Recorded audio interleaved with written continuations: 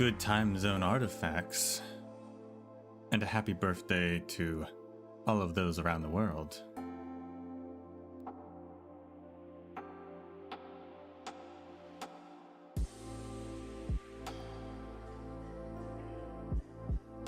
I'm excited for today. Babel event, the deep lore. Also, I think probably the earliest event chronologically. It should be before Arknights' memoir, even.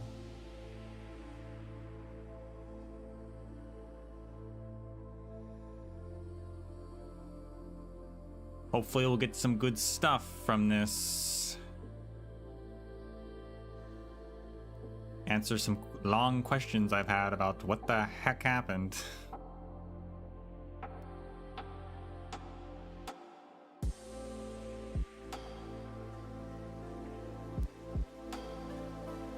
I watched the PV to find a reference for a thumbnail.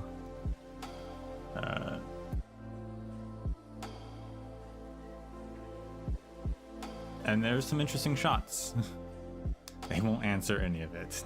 No, they have to answer something.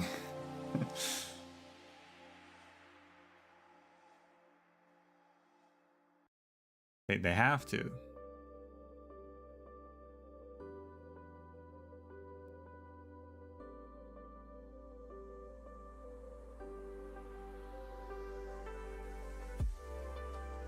So I'll show off the thumbnail for those who want to see it. And I have to ask, who wore it better? Oops, why'd it go black? There we go. Pretty happy with this one.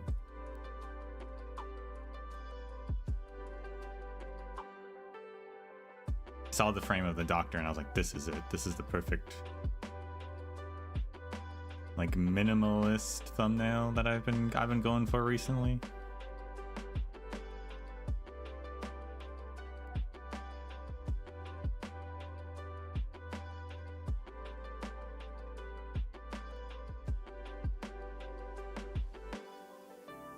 There's a couple different shots of the doctor people have been, like, memeing with. This is one of them. There's another one where he's like, I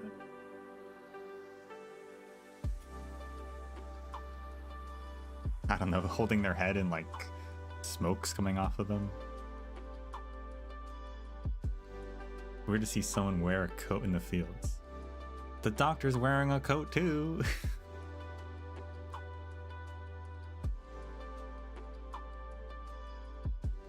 Plus the high contrast is good for the thumbnail. I made myself bigger so that it's easier to see in the thumbnail.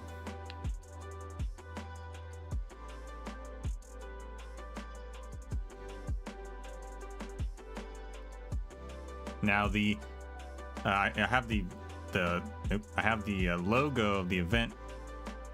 I do that for the thumbnails. The logo for this event's interesting. There's text kind of hidden on the side of it. But I can't read all of it. I can only read most of it. Let me pull it up.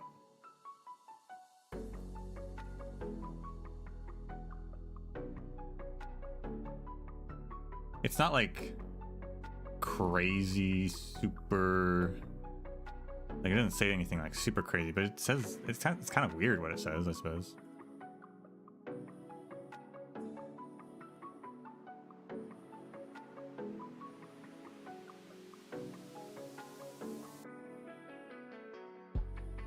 Nothing like the Lone Trail text, though. That's for sure.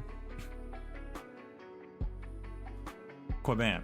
So yeah, on the right side of the triangle, it says respected by all men, and then I think it says and I would imagine maybe women. I don't know.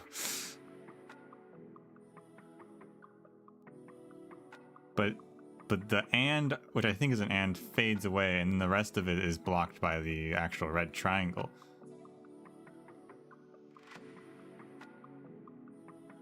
But yeah, respected by all men. Something. I don't know who that's referring to. Is it referring to Babel itself? I don't know. Probably not. I don't see how Babel was respected by everyone.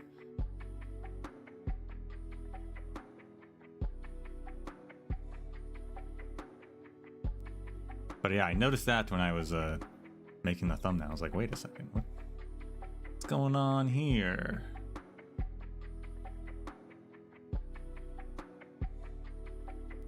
Actually, speaking of the logo, the whole logo, I just realized the bottom has a timeline. Hold the phone. What is this?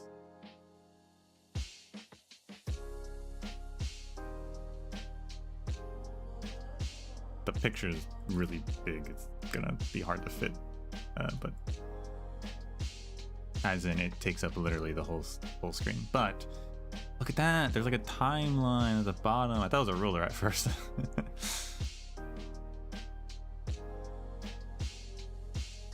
So the left and right side are both red.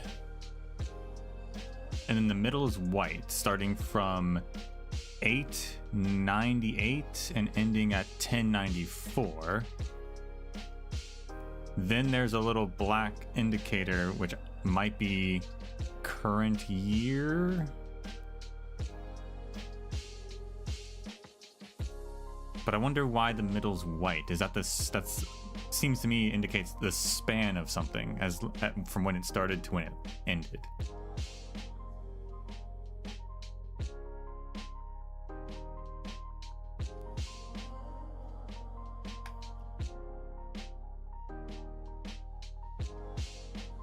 $10 1094, is that within?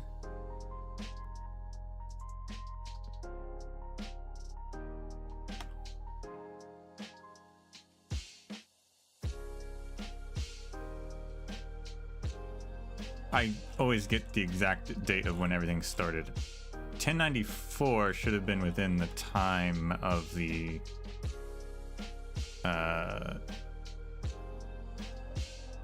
no, I think 1097 is Chernobog.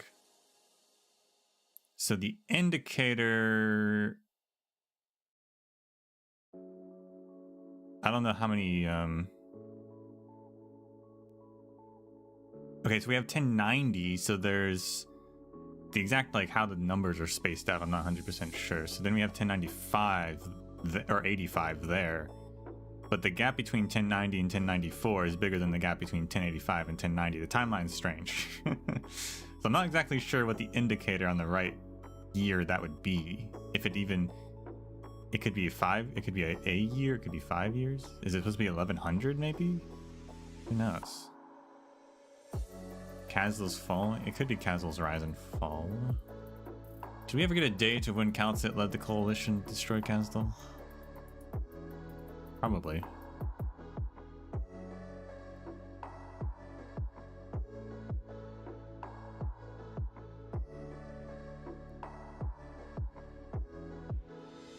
Babel was, what, 8 years before this game? So that would have put it around like 1090, I guess. So it's not Babel.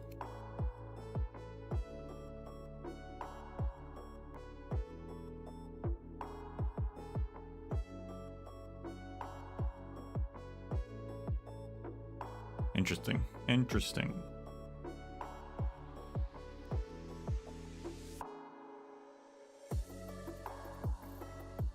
Yeah, maybe it has to do with the timeline of Kazdal. Although Kazdal fell way before. Well, I guess the Civil War would have been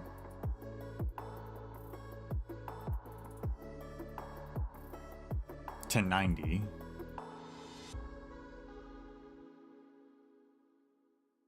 But that would have been the end of the Civil War, since that Babel Dark Knight's memoir is 8 years before the event, which is the end of Babel and the end of the Civil War, pretty much. So, but the white goes to 1094.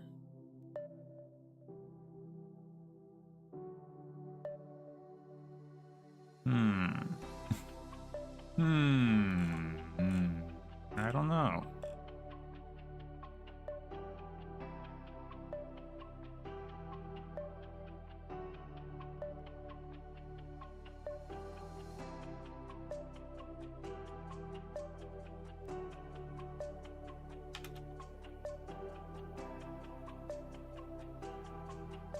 Very interesting.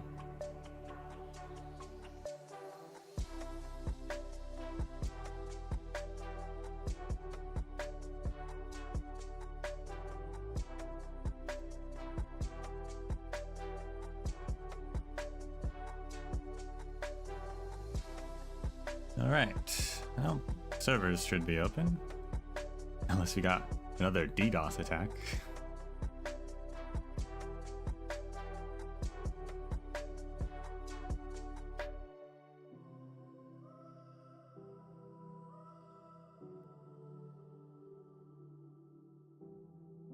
We got some cool characters, at least in appearance and maybe in function.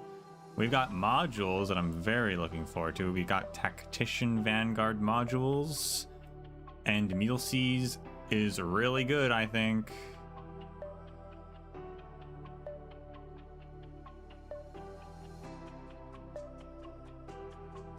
It doesn't do much, but what it does do is it makes it so that her clones take all of the stats of the character they copy, which is really good, I think. And instead of like half the stats.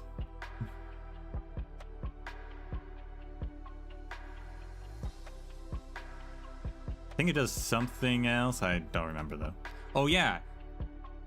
It also makes her trait give her clones like 15% damage reduction, which is also crazy.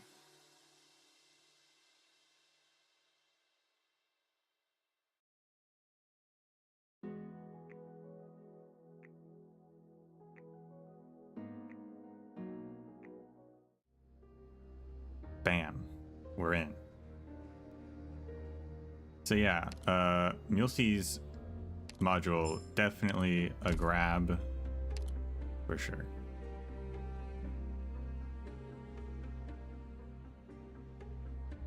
We got Ascalon, we got outfits.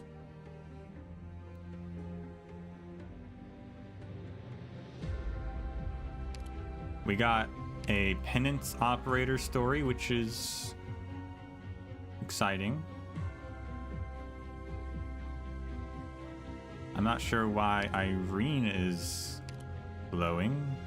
She got a level, okay.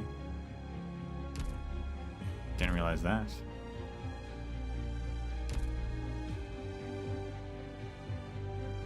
There's someone level I did. Oh yeah, because point of order, I did upgrade Kyobi to E2.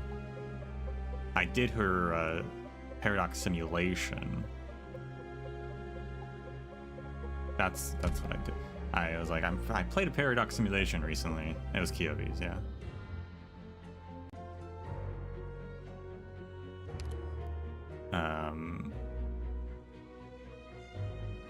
Was pretty easy compared to a lot of the other ones, for sure. I don't have time for small talk. If you want fun and games, just gotta fix my base. Ah, so what kind of place They're all is so this? tired. Huh?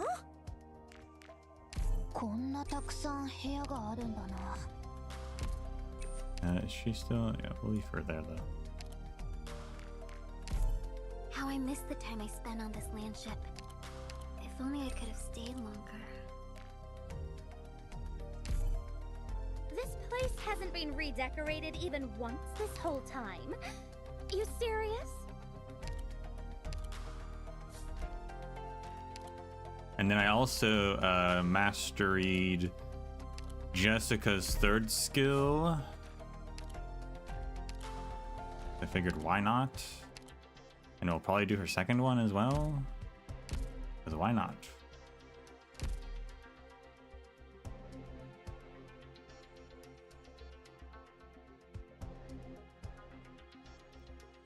Have you been doing well lately, Doctor?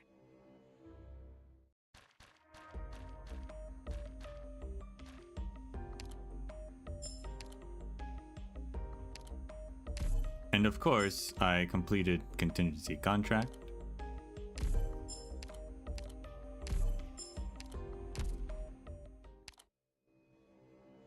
Got the full metal set on display.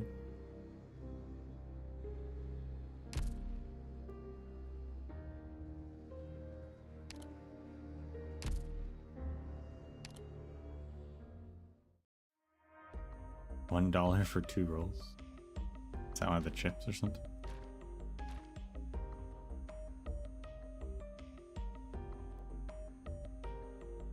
Is that a 1 pull or is that a 10 pull?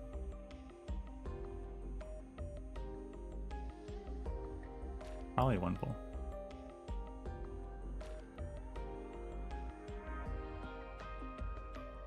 We got outfits. We got Cho Bai outfit. But I think it's not bad, but I think I like her other one better, so I think I'd stick with that one.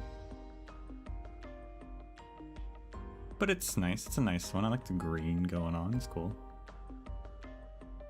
But I think I like the other one better. I like the hat of the other one too. Another one? Another one. Serum outfit. Chilling out with a skateboard. What this one looks like in battle. Yeah, I don't actually know what the animations are. I wish you could preview them. I mean, of course you can do that online, but...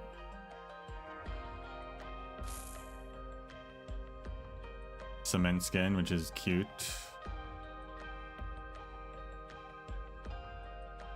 Also, is that a tail? Does Cement have a tail on her model? I just realized.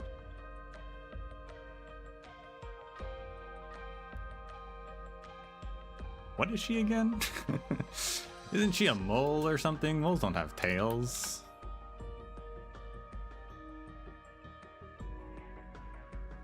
What are you?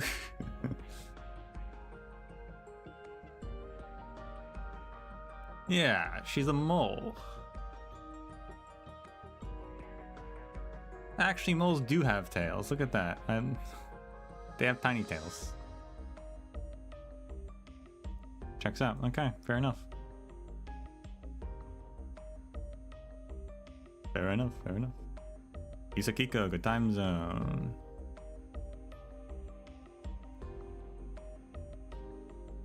Anyway, it's a cute skin. I'm gonna buy it.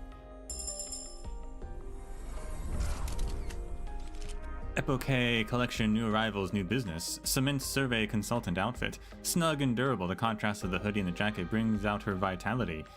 She also gets herself a pair of goggles to match with them. Pinecone skin, which only solidifies that Pinecone is the cutest character in the whole game.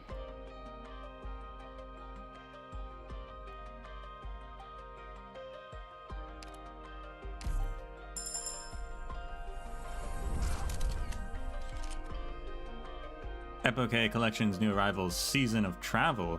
Pinecone's outfit while visiting family in Colombia. The jacket's jade trim outlines a simple dress with a vibrant aura.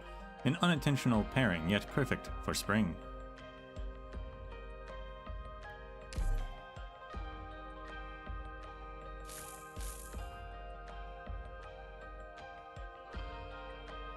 You will get the Joe Bai skin? Nah, probably not. I like her other one more. It's not bad though. Might buy the Colosseum skin. Just realized he's got a pet balloon animal? What is happening? What a weirdo.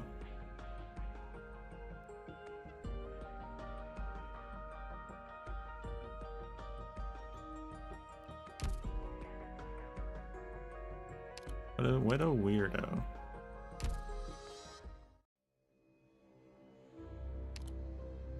I do need to upgrade Chobai to E2. Yeah, I just like this skin. This skin's good.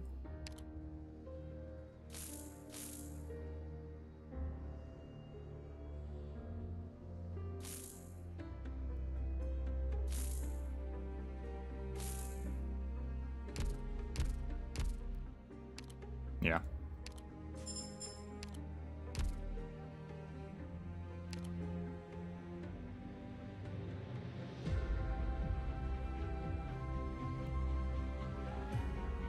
All right. Got Ascalon, who's an ambusher, a character I don't ever use that much. Sometimes I use Ethan, like once in a blue moon.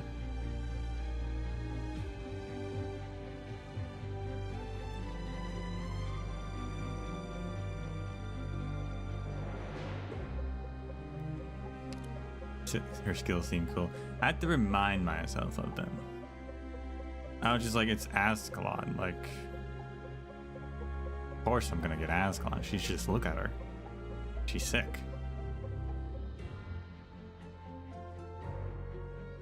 Deals all damage to targets within range, 50% chance to dodge physical and art attacks, and is less likely to be targeted.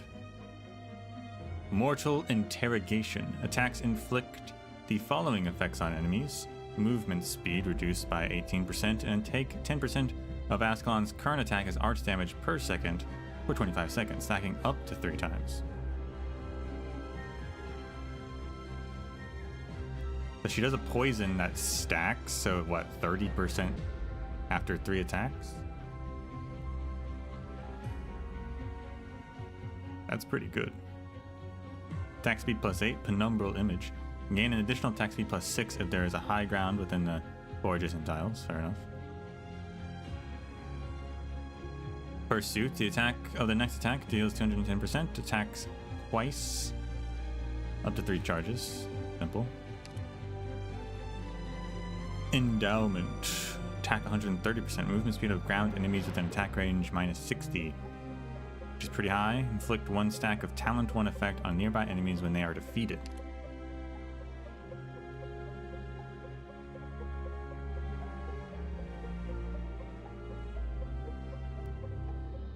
So, is the movement speed also stacked? Is it both attack? Is it both a movement speed and poison, or is it just the poison? Because that would, I feel like that should bring them to a standstill eventually. Talent 1 on nearby enemies when they are defeated. That's weird wording, but I assume when an enemy is defeated, it applies it to other enemies. Because if it applies it to the enemy that's defeated, that doesn't make sense.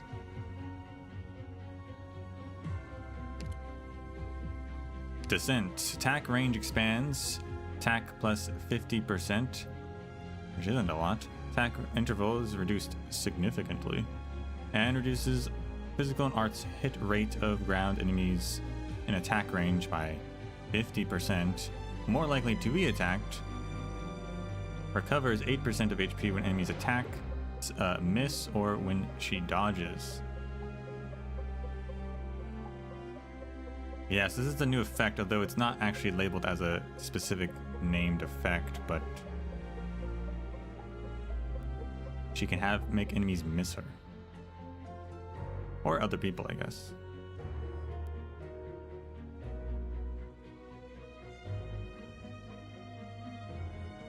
When the operator is assigned to the control center, if an operator is conducting skill specialization, the operator's specialization speed is increased by 5%.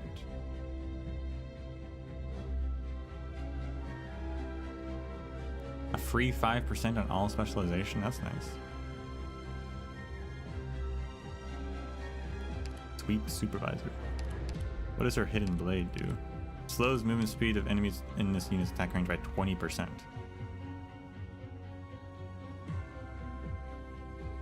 Does that not just freeze everyone? Okay, so if you have her talent, if you have her module, it's 20% for everyone in range.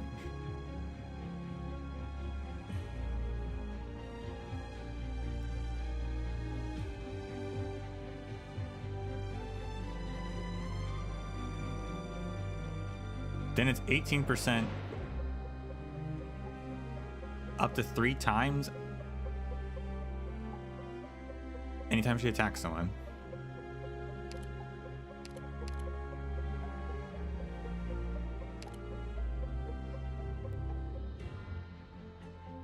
Which is already like what, 70% something like, and then another 60 from her second skill.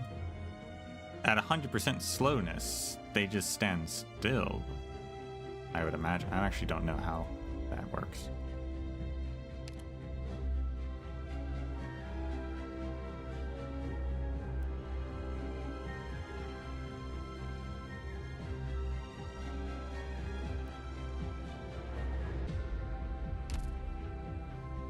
Neat, though. Maybe you don't add them. Yeah, I don't know how if it adds up or not. I mean, that movement speed, the talent one stacks. Surely the module and the skill, I mean, I feel like they'd have to stack. I don't know. Or we could look it up.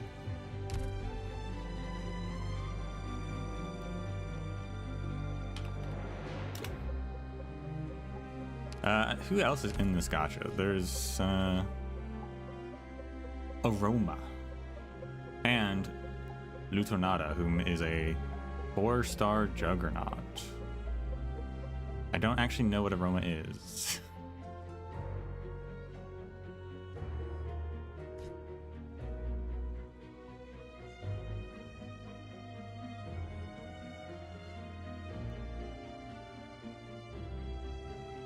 Are you free to play? Technically, no, not anymore. No. Once upon a time. But I have in the past and am currently paying the monthly Orandom fee. But that's the most I've ever done.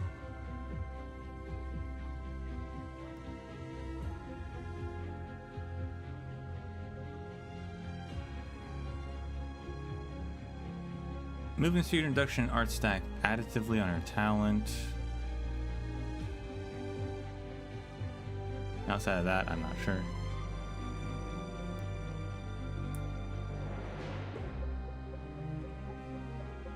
What does Aroma do? Aroma's a blast caster.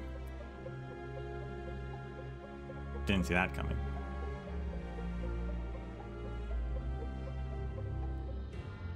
Only on the monthly pass, you're free to play. Hey, yeah, I'm free to play on pretty much any other gacha I've ever played. But I went broke last time on the last event. And also, I just love Arknights too much not to support them a little bit.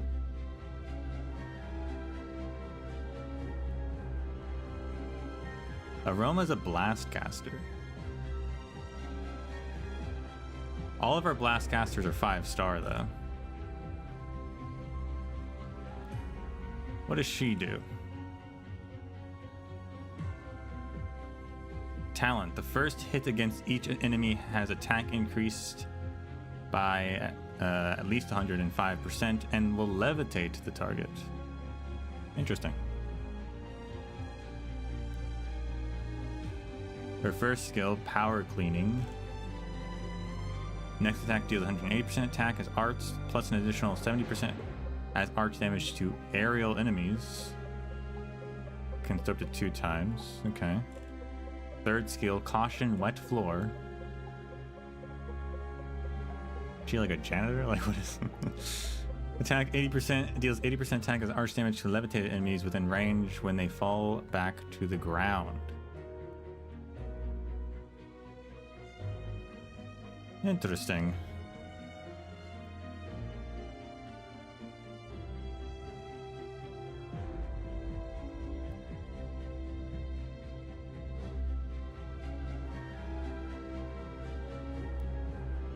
So a levitating blast caster with a slight bonus to aerial enemies, which makes sense.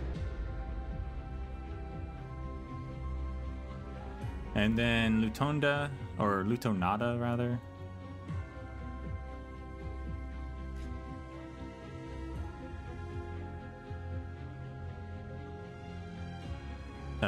Recovers 12% HP when an enemy being blocked by this unit is killed.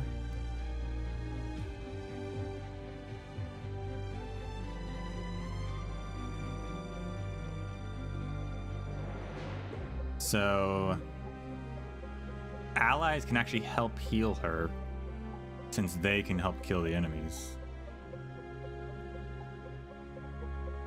Her first skill is generic. Her second skill, magnetic defense. Stops attacking and deploys a massive shield, creating a powerful magnetic field. Gains 95% defense. Deals 70% attack as arts to all nearby enemies every 2 seconds and drags all unblocked enemies slightly towards self.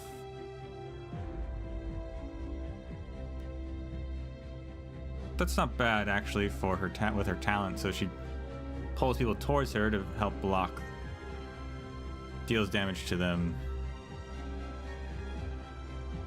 which will heal her. Yeah, okay. Fair enough.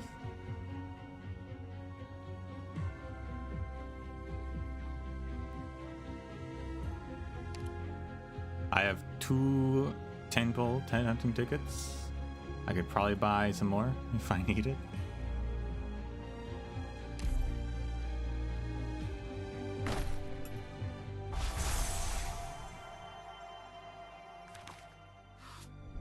It's the first one too. Oh my gosh. It's that easy.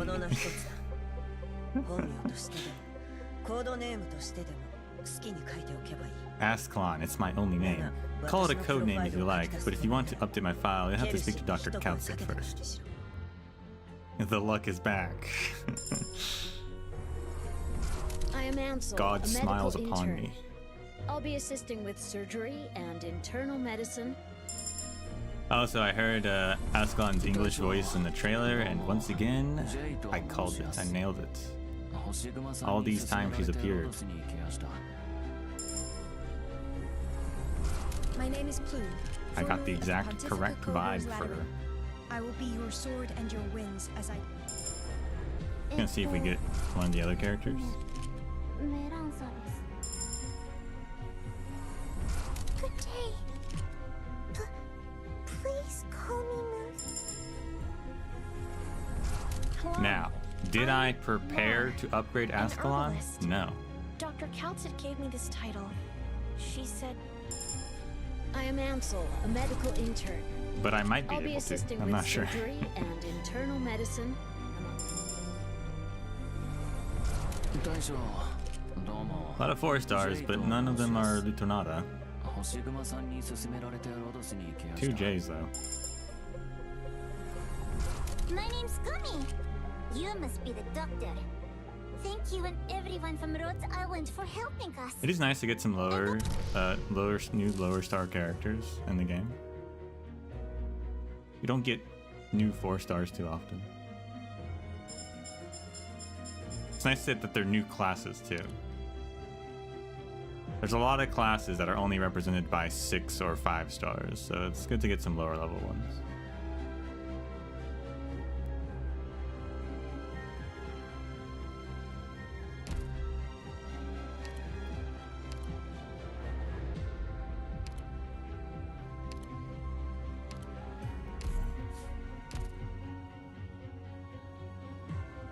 Yeah, do I have chips? Got 1 specialist chip. Okay. Do I have chips that I can turn into specialist chips?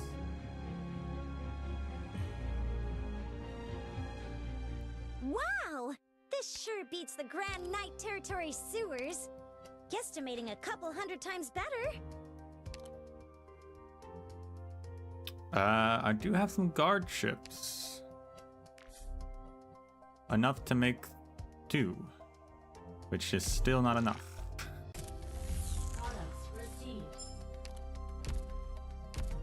That's okay. The early levels are low enough. We could just try Have her you been out doing well lately, Doctor? as it is now.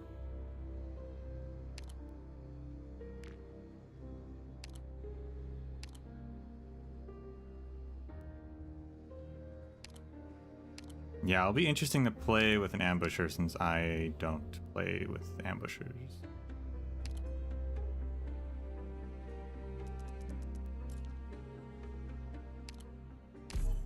The training paid off. Not bad.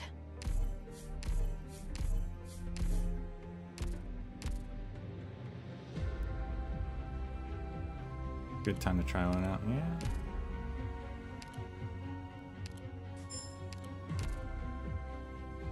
All right, let's get into this.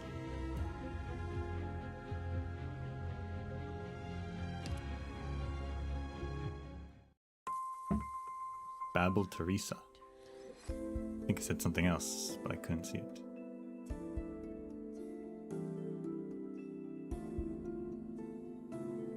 Mobilize logistical camp with a little bit of closure drone.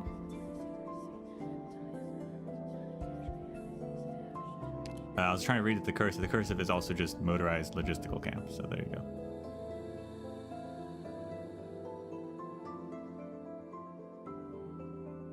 Mia's newsgirl skin for sale. Oh, you know what? That reminded me. You guys remember that Amiya had a guard skin they announced like over a year ago and has never been released to us? Because I remember that the other day.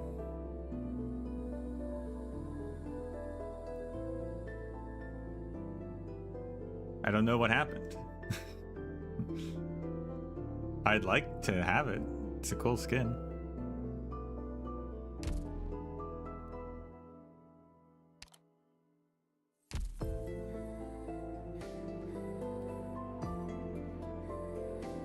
This music's nice. Very lullaby like. You the future, take my gifts. We got that timeline again. That's just the main image.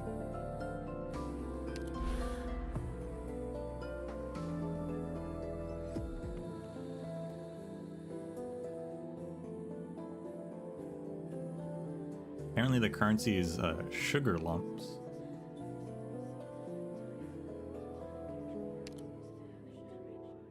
Unfinished goodbye. A speck of blood red upon speckless white.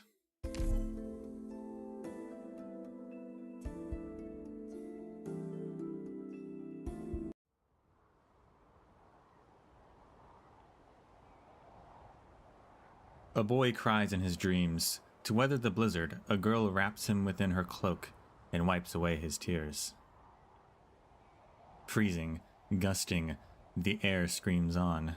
Softly, the Cyclops tells of an epic tale, far, far away. Through the snowstorm's seams, her voice comes. The myriad souls' calls become harmony with it. The boy's whimpers, the drum of their beat.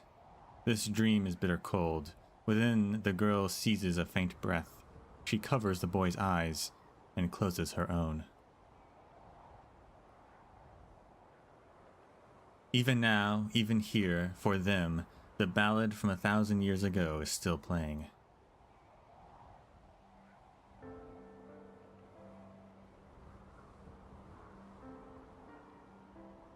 Armies fell upon our home. Them I saw from afar. From the valleys to hills, our lands they scarred.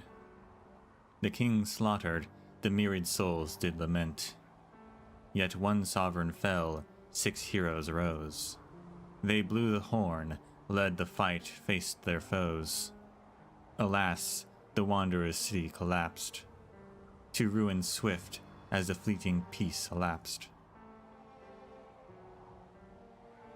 When all seemed lost, a black crown appeared.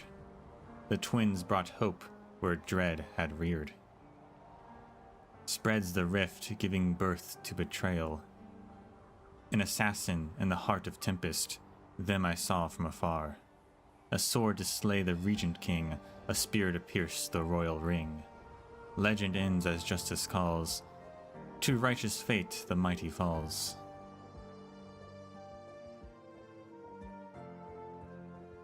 That is how this episode ends. The Cyclops fades into the blizzard of the dreamscape, leaving the child behind her. The boy's own cries grow distant from his ears. he wakes. Summer 1094. Alright, so we're at the end of that white space in the timeline. Outskirts of an abandoned town, Kasdal. That is how this episode ends, Ascalon. My story is over. That is what my people, the Cyclopses, bound for the deep north, saw as they gazed their last of Kasdal. Was that a page from long-lost history, a possible future yet to come, or plain, meaningless gibbering? Sounded like the future. At least that last part. None knew for the past millennium, until they came, and fate's rapids began to narrow into surer course. And now the fate she saw has drawn before our eyes. Future from the time that this story is taking place in.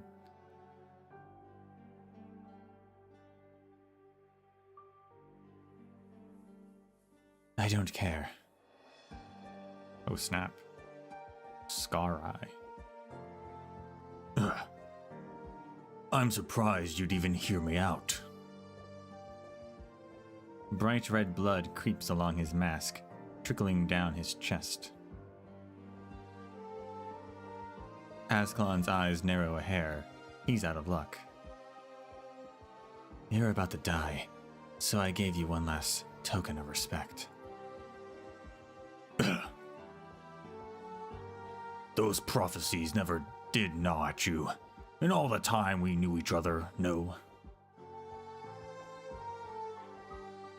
That's why you'll never understand how a greedy soul thirsts to control his fate.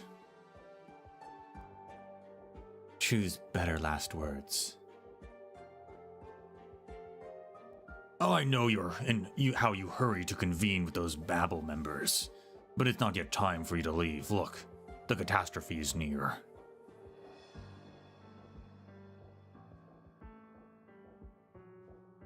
Funny. I'm curious now. This guy, first of all, this guy's coat is awesome. I think he's got a bunch of dog tags on the bottom.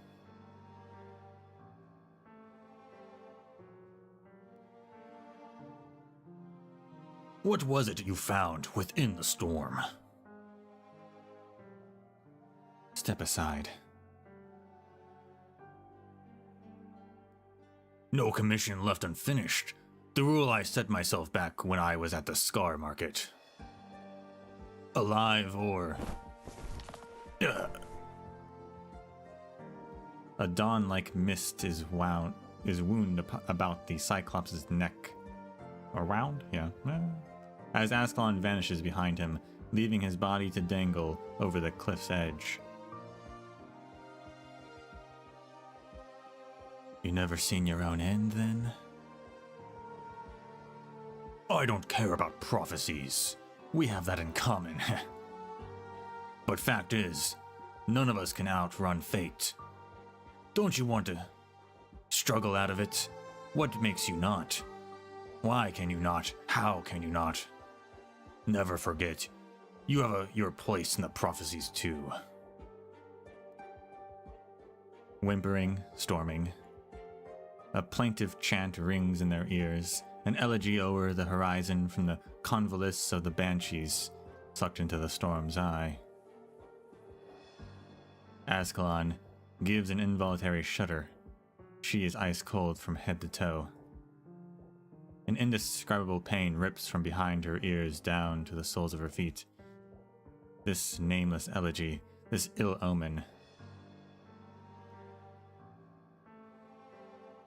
Farewell, Kasdal.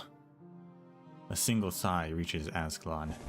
Her hand tightens fast, until not even the faintest sound will leave Scar Eye's throat again. And then he lets go.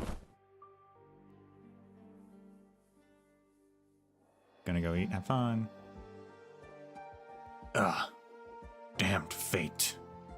In a blink, the tremendous figure of the Cyclops becomes no more than a speck below the overhang. The mist scatters to the storm. The shadow of a hood goes with it. All vanishes within the teardrops falling from the cliff. Gasps. Rolls of thunder from catastrophe clouds. Whistles as the sand is swept across the barrens. The sound of everything culminates in silence.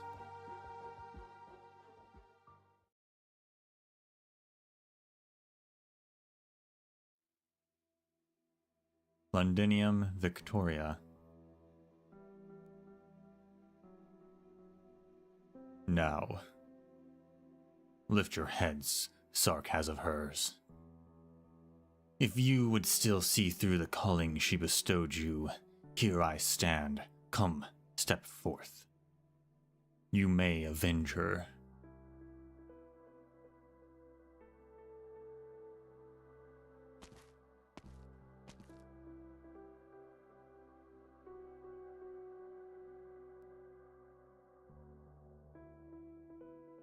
My name is stitched onto my clothes, stitched by Her Highness Teresa's own hands.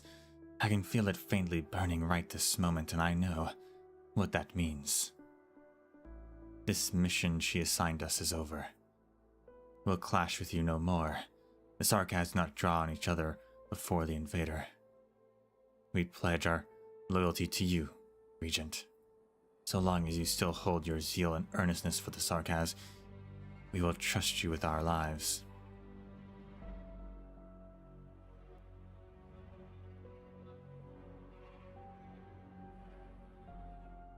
Enough. Or even though you nearly ruined all the plans we'd set up in Victoria. Should the military commission put us to death, we will be willing to die, as long as it could bring a better end. And end as she wished. A moment ago you were the renegades in chief, all but ready to entomb our plans. How can I possibly believe... Manfred. As she wished, you said. Your name, Deathmonger. Julie. I will remember it, and I will hand you your final mission. Guards, assassins, mercenaries, survivors of the sea of bloodshed, one and all, you are to enter the Mausoleum of Kings. You are to render Victoria's iron heart as scrap. You are to ambush and wipe out every last steam knight. Oh, this is where we are, huh? You let us take part in the Commission's core plans to enfeeble Londinium. Manfred will take good care of you. There's no chance we will leave that place alive, is there? You're welcome to fight for it. Very well. What's keeping you here? I'm just taking it in. I'm looking at the one who fostered Ascalon. Never rid herself of you. I swore to follow Her Highness Teresa, no inkling that the tale of the mixed-blood twins, rewriters of Castle's history, would end this way. Let alone that this disposable life of mine had a place in it. Farewell, Your Highness, Teresis. I take my hatred of you to the grave.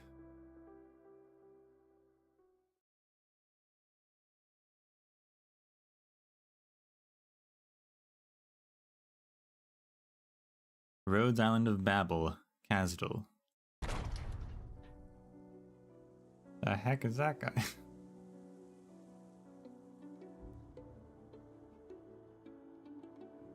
Keep going, Countsit. Never since the day she was born has this corridor felt so endlessly long to Countsit. Since the day she was born? Okay.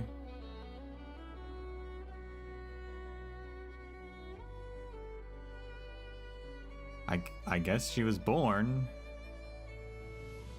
Or it's just standard speech, standard vernacular. Monster.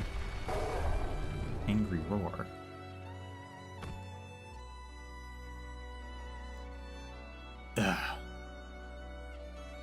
My dame, do not bury us.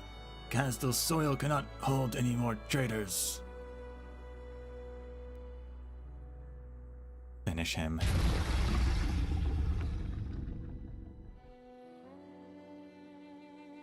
I know that, even left on your own, your step will never falter. Amia, doctor. Anxious crying. Damn, we linked. We leaked! System unresponsive. This is... Monster, cut the door down. Violent roar. Monster, melt it down.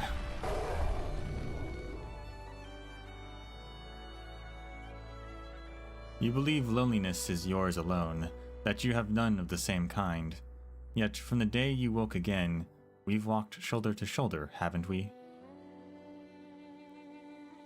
Immortal empires turn to dust, elders' scepters rent in two under ancients' rallying cries, pulses over the sky like a surge, the immutable rhythm of the stars, from resplendent glimmer to dull collapse. Death, rebirth, the all-encompassing cycle. She's ever so familiar with it.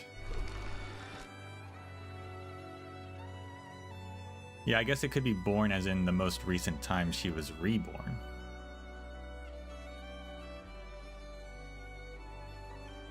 Agitated howling.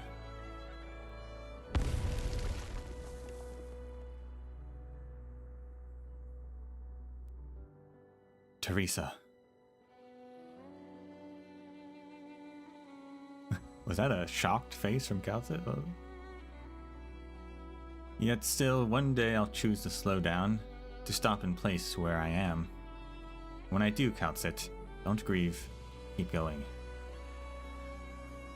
Calcit subconsciously reaches her memories, searches rather. Death, rebirth, the all-encompassing cycle. No.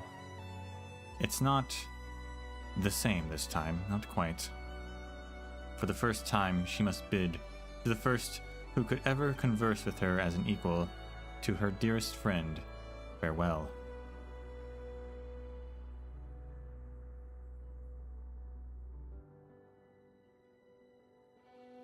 Teresa. So, Calcit, it's time to say goodbye. Interesting. So the doctor and Amia were there.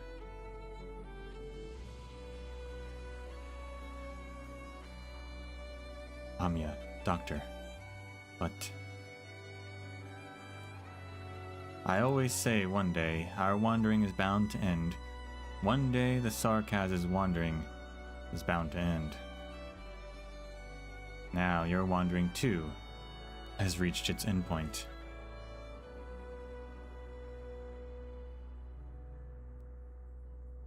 I knew full well that this possibility always existed. Why? I should have stayed behind. It's my... Because I believe in Rhodes Island. I believe in Babel. I believe in you.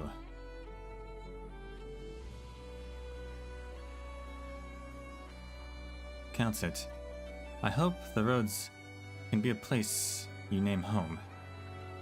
An island you may always return to.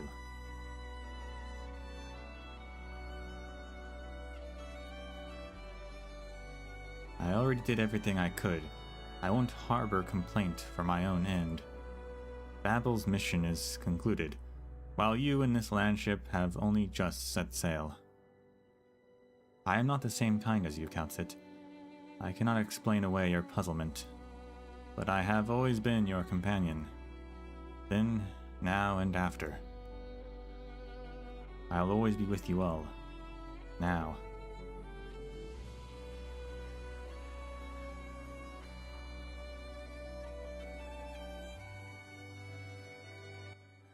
Wow, it's really short. So, okay, yeah, we saw her. She was killed. In case we definitely needed confirmation of that.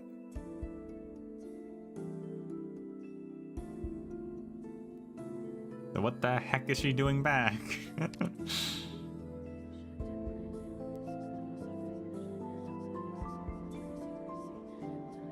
I wonder all the people around her, were those guards? Were they assassins? A combination of both? I wonder. It was a fight, it seemed like. I always pictured it more of a quiet or clean assassination.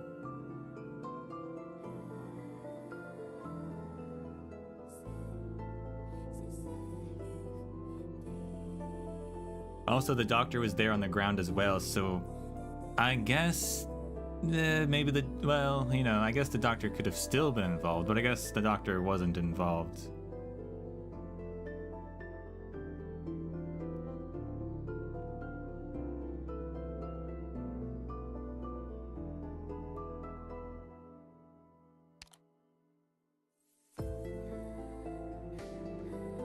Great aspirations. I knew this day would come.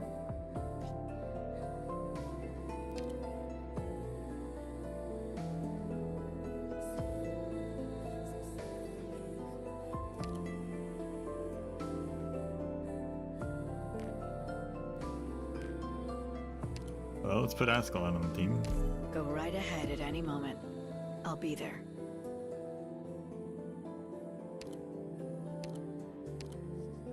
A day of fine I'll probably sun get and Shu's gentle module ready breeze. for tomorrow. I Shu? hope everyone makes Not it Shu, home Mule's safe.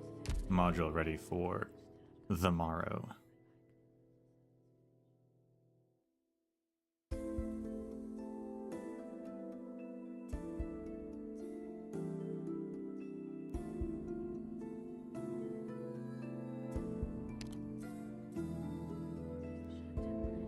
I mean, just switch to Kyobi, I guess. Use her a little bit, I suppose.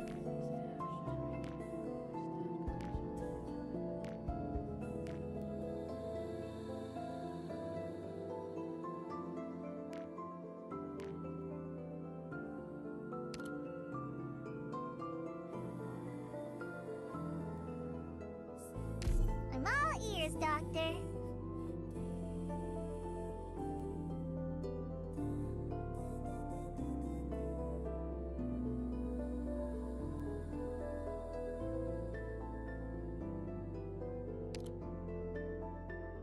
Maybe we should have counted as well. I will correct any flawed decisions that occur during Be thematic. exploration.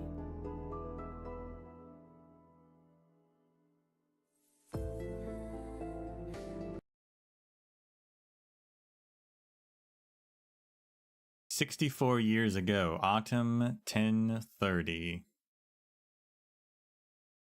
We love them giving us explicit timing.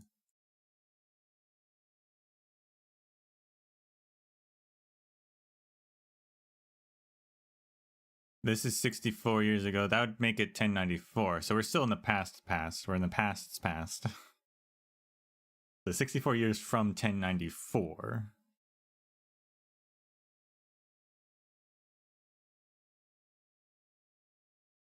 Scar Market, Kasdal. Oh, this is the Scar Market. Wow. It's very spooky.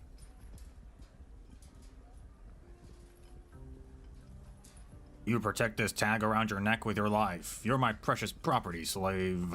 You understand? Sarkaz swearing. You better be worth something.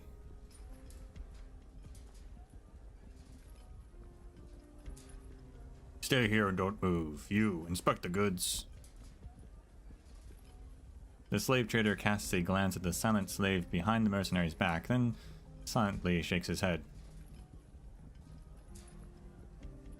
Where'd you get it? Found him on my way here, dying of thirst and about to become a mangler, Chow. Thought he could fetch a good price. I came from Kasdal. I can find someone who... Doesn't matter to us where you're from, slave.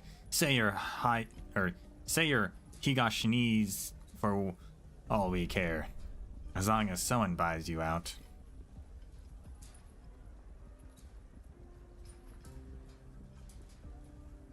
I'm checking if you got a tail. You never know where these mercs get their goods.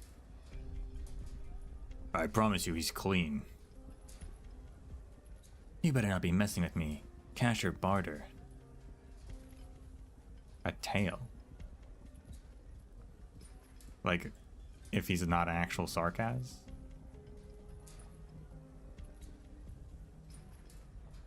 Ain't gonna live long enough for money to mean something. Give me some good weapons. You're the boss. He's second rate at best. They'll net you 2 blades freshly cast. How about you take another look with your eyes open this time? You can dress them up as first rate, but it won't change anything. If you don't like our offer, feel free to get lost. And put that machete of yours away. This is the Scar market you're in.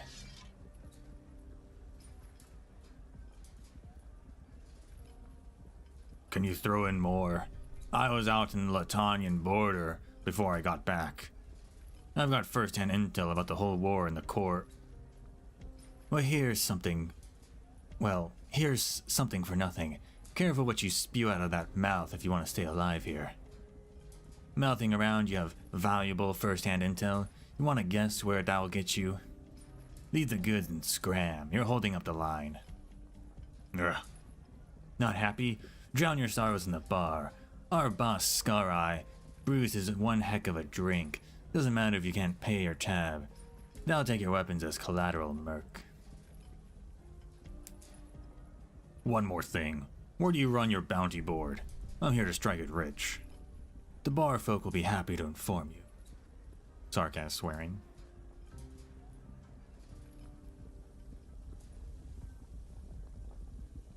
The merc stares around this floating hub, hidden away in a giant subterranean hollow beneath Kazdal.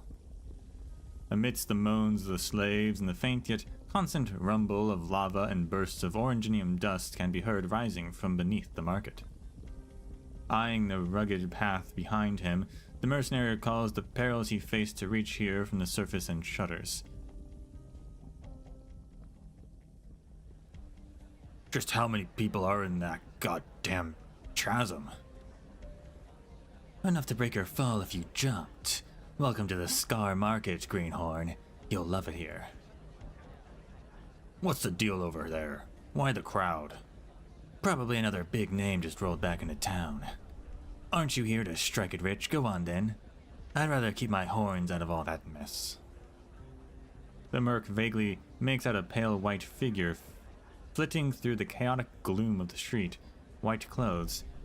You don't see that every day in Kazdal. You certainly don't. You're injured. Tell me something I don't know. You're... Huh? The last time I was here, it was someone else handling transactions. Yes. You're referring to my grandfather. He never stopped bragging about how he'd fought you and lived. I'm surprised you remembered him. In the good sense, though, that means he wasn't lying all this time. It must have been 60 years ago by now. General Teresis.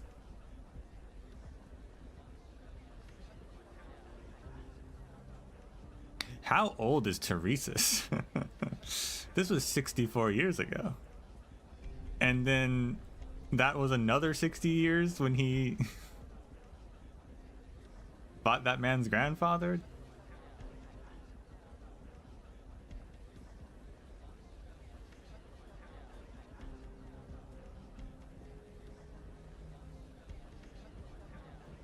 They're older than I thought they were.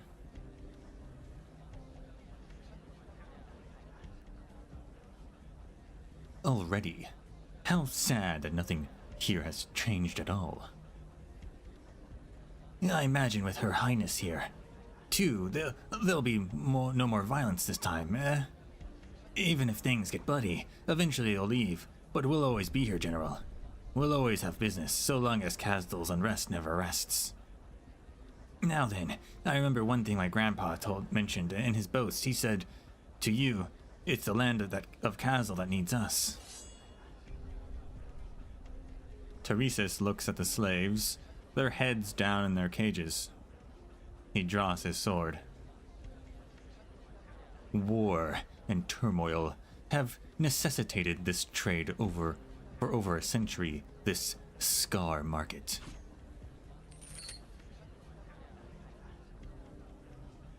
General, provided you can reach the surface alive, take a fresh look at Kasdal.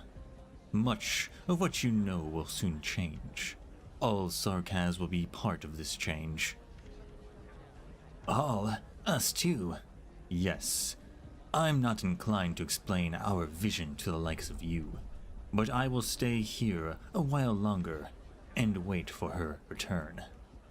Until then, I welcome you mercenaries to challenge me, just as 60 years ago. I'll take you to Kasdal, willingly or otherwise. His voice isn't loud, but every Sarkaz present hangs on to his every word. The mixed-blood Sarkaz stands alone, no retinue, no army, armed only with an ordinary looking longsword, casually held in the hand that wields it. His steely gaze pierces through the dim of the street, settling calmly in the direction of the only person he cares for. Yeah, so they mentioned it earlier as well. They're calling them mixed blood. I don't know if they've ever mentioned that. But I wonder what blood they're mixed with. Sarkaz and what?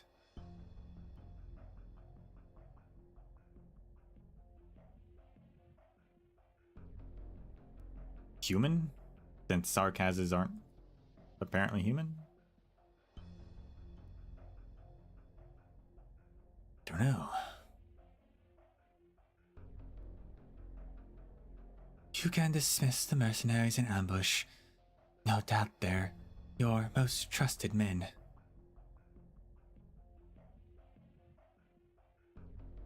This is out of my respect for the King of Sarkaz.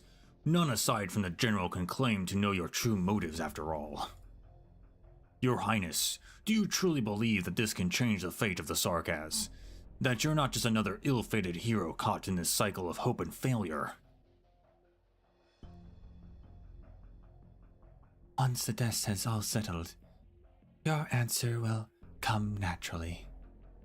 Following the Pyrrhic victory, we built from zero a moving city, the great nomad of Sarkaz soil for over a century now. We can evade catastrophes and foreign armies. Our development has finally reached the point of basic self-sufficiency, but it's so far from enough. The storm has long been brewing on the horizon, but we were too oblivious, like a burden beast too slow to react, too old to move. Your Highness must be referring to that war between Lytania and Gaul. Surely you, too, are aware of the magnitude of that war. Corsica I even secretly hired our royal court casters as his consultants. But despite a period of seclusion, Lytania's Witch King thwarted Gaul's offense with his opening move. And now Ursus and Victoria have also declared war on Gaul. These present empires display a might so far removed from the enemy 130 years ago, against which we stacked all Kasdal just to barely prevail.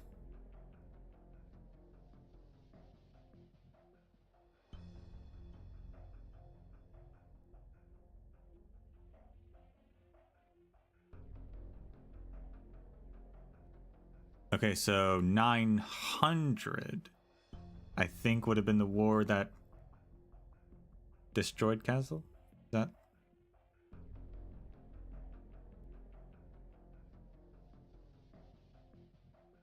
I think that checks out, actually. I think I remember that. That was already a victory in name only. If Kasdal must now be thrust into the same situation, how could it possibly end?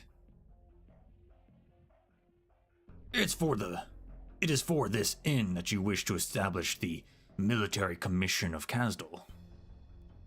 Yet the old aristocrats of the royal court grow resentful, refusing to relinquish their sumptuous city lives and viewing this as an attempt to challenge their privileges.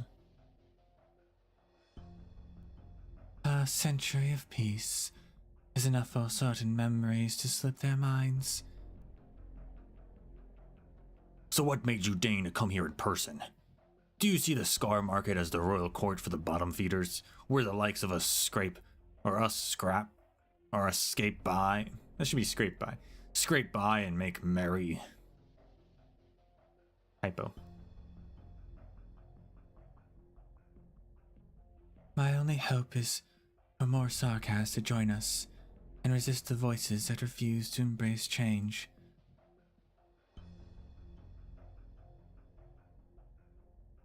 Resist. Perhaps your highness meant terrorize and purge.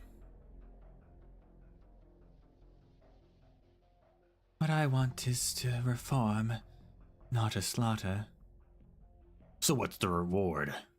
The Scar Market's not a real royal court. What we have with the mercenaries is partnership, not fealty. Without compensation, no one will work for us. Reward? Are the spoils of war not enough? Are the riches, power, or food that should have gone to the hungry people not enough to sate your appetite? You claim to provide shelter and a livelihood to countless Sarkaz warriors with your rhetoric of justice. Yet, I could almost hear their bones crunching as you squeeze them dry for profit. Sorry, but in the business, we eat people whole and chew out their bones. Scar-Eye, you too are Sarkaz. You too are part of Kazdal. While Teresa cannot see what expression lies behind Scar-Eye's mask, his emotions are clear as day before her pitch-black crown. No commoner in Kazdal would ever dare defy the royal court. But in his emotions, all Teresa sees is fervor and bloodthirst. You won't refuse. Huh. Why would I? Do you think I'm scared they'll take revenge on me? The royal court's no mystery to me. Your highness knows that plenty well. And let me say, you've promised me no doubt the best reward I could ask for. We thrive on chaos, and I can see the level of chaos you will bring to Kazdal.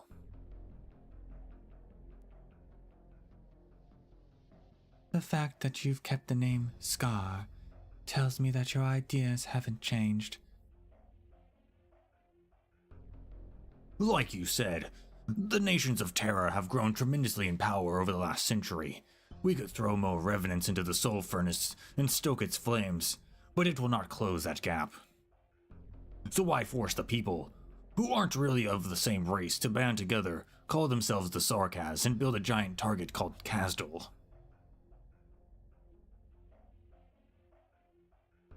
The war between the four superpowers has proven that Terra nations can accept our existence as mercenaries, and that's where the Scar Market comes in.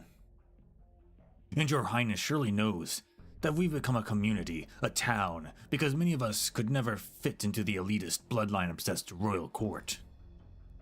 In all these years, I may have helped just as many Sarkaz find a new way of life as the Six Heroes, if not even more. And I'm not the least bit ashamed to say this, your highness, King of Sarkaz. Teresa doesn't reply. All she offers is a faint smile at the Cyclops. It suddenly occurs to Scar-Eye that this King of Sarkaz belongs to no royal court and represents no bloodline. Her sole aim is to persuade the Sarkaz who are unwilling to believe that Kazdal can be built, some of whom have even committed crimes for this cause, to believe once more. But is she enough to break free from the cycle of tragic failures, from the ending he foresaw? Come to think of it, there's one thing I don't get, your highness. I might have agreed to help you. But why didn't you and the General Teresa simply burn this place to the ground before the day's end? I would have little chance of winning if you decided to do so. just like you did 60 years ago. A minute ago, you described Casdal as nothing but a target that you want another way for the Sarkaz to live. One that would have them depend on other nations. Yes.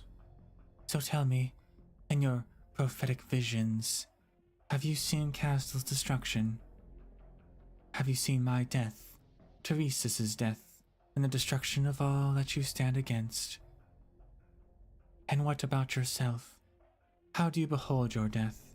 A slow and agonizing death by oripathy, slain in battle on foreign soil, or drowned in a sea of plots and conspiracies? Have you ever left this place and seen Casdal as it is now? Have you ever truly seen the future? Is this your way of asking for a prophecy? I don't give handouts, but for your highness, I'll consider a discount. Such nerve. No wonder you were able to claw your way out of this bleakness and rebuild this mercenary's paradise. But I'll pass on the prophecy. Prophecies and fate have no value. It's getting late. I look forward to your return to Casdal.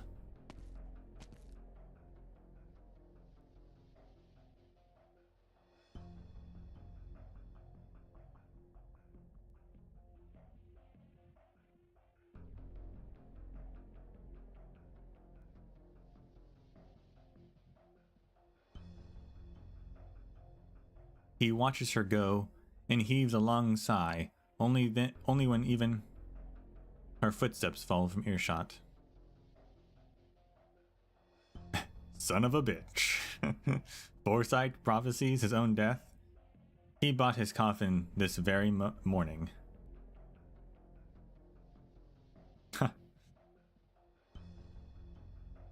So I wonder what happened 60 years ago that Teresa and Teresa's destroyed this place.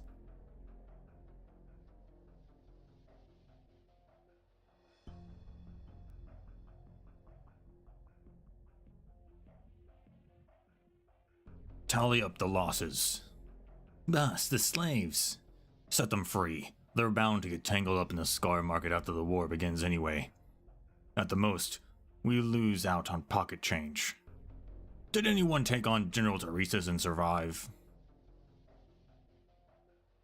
Yes, I've noted them all down. Take them to supplies for a little reward. They've got real balls. When you're done, take them to the bar entrance and kill them all in front of everyone. Send their heads to General Teresa's as an apology. Reward them, and then kill them. Got it. Send the rewards to whatever family and friends they have as bereavement. Tell every merc looking to make a living in the scar market, I don't want to see anyone trying funny shit on my turf.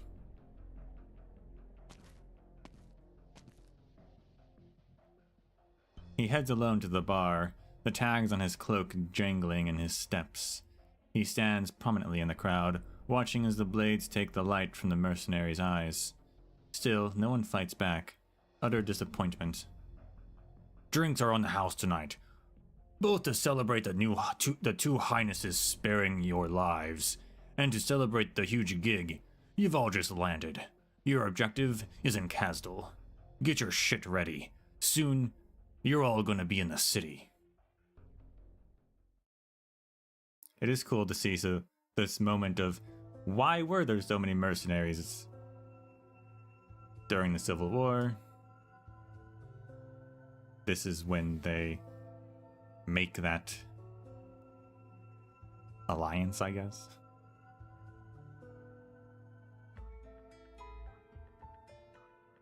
Secret entrance of Scar Market Casdal.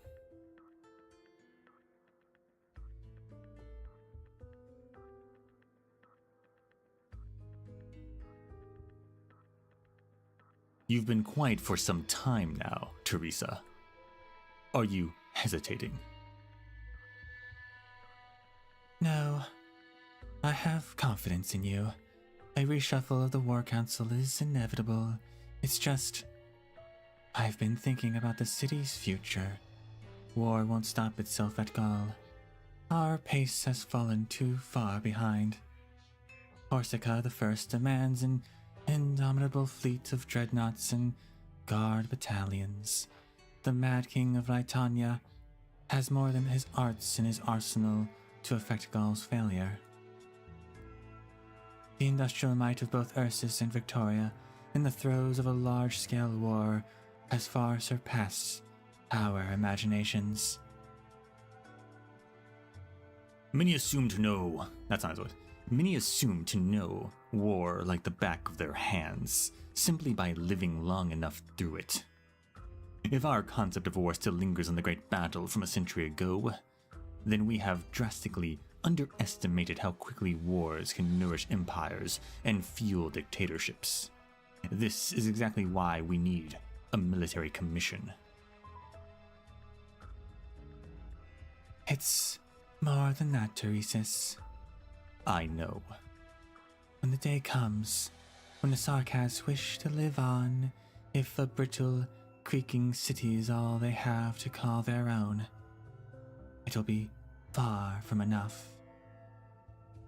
Do you remember the idea I proposed back when Kaltzit was designing the city's blueprints with us? Babel. To transcend the borders of race and nation, to echo far and wide in our ideals and our epics. Founded by a Sarkaz.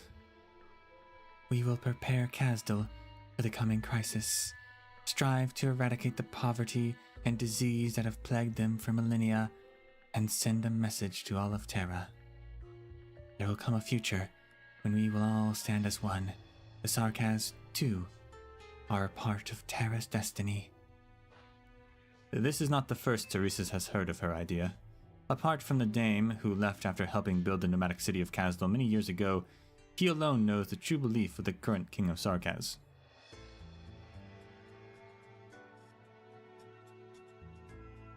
Kazdal won't accept this Babel.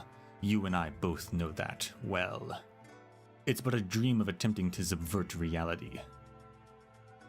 Yes, but for now, at least, we can't be talking of such grand ideals while even our own affairs are slipping away from us. It's my hope this Babel can become a part of Kazdal, Teresis. Are you prepared then? As I said before, it's not just the other nations that will oppose you. Kazdal and the Sarkaz clinging to their hatred will also stand against you. It is cruel to force them to forgive and forget. The persecution of the Sarkaz is not history. The ancient hatred is what drives many to survive until this day. I am the king of Sarkaz. The responsibility is all mine to bear. I must show them a way out of this. I see. Then go. Do what you will. Teresa, I still do not approve of your vision, but I do support your decision, and the future military commission will too. If your gaze is set too far to see what lies before you, then I shall sweep away all that obstructs you at that moment, just as always. I know. Come, let us go home. Kazdal still needs us for what's about to happen. Oh yes.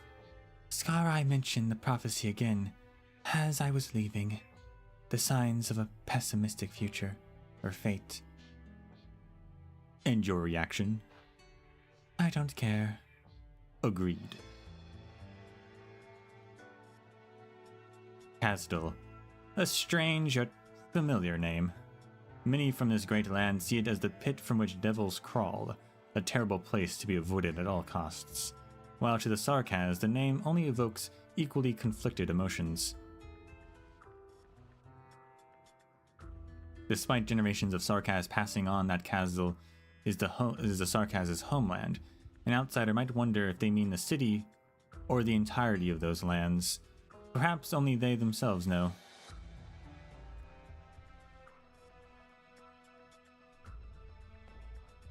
It never struck me on the way out of this just how high the walls is. Oh, well, at least I can go home alive now. That means I'm pretty lucky. That man in Scar Market, that was General Teresis. The first of the city's founders, the hero of that legendary campaign. If I had the courage to ask him to take me in, maybe I could have just... I'm dreaming again. He sits atop the high wall, experiencing for the first time a new lease on life. Few of Kazdal's civilian Sarkaz, save for those children who haven't yet cottoned onto the fear of death, ever climb onto the city wall. If the tremendous pipes and tubes piled high even can be called a wall. The intricately tangled forest of oranginium spikes can take the lives of any who lose their footing, but it also serves as a haven for pilferers and mercenaries to stash their goods. Smugglers and vagrants cross through the dark underground, peeking out from the tunnels and drains at mines and factories, shuttling from one corner of the city to another. The life of the slave once knew. General gave me a fresh start. What should I do from now on? He gazes at the furnace, burning and smoldering far away, teeming with indiscernible workers, as they carry oranginium, steel, dirt, and stones into its hearth. To Kazdal the Nomad, its flames bring motion, while the molten metal that flows out add new appendage to the city. For a whole century, it's belched its incessant black smoke. None know whether it's ash or oranginium dust. Some say it's the bitter anger and anguish as the revenants exhaust their last breaths. Witchcraft altars hang high in the sky, intermittently flashing their blinding rays. The slaves has heard many different versions of their urban legend. The most frightening version claims that the royal court's casters work day and night on the altars, watching everything and listening to every conversation in the city. Maybe I can try my luck at the factories too. Doesn't matter what else. I've made it back alive. It's been months since I left. I don't know how many of my friends are still alive.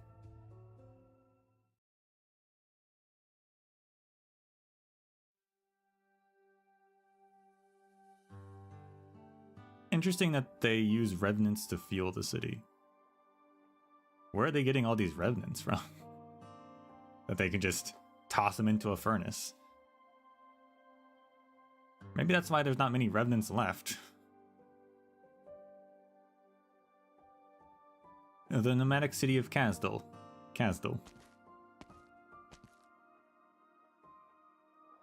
Sarkaz swearing. What happened here?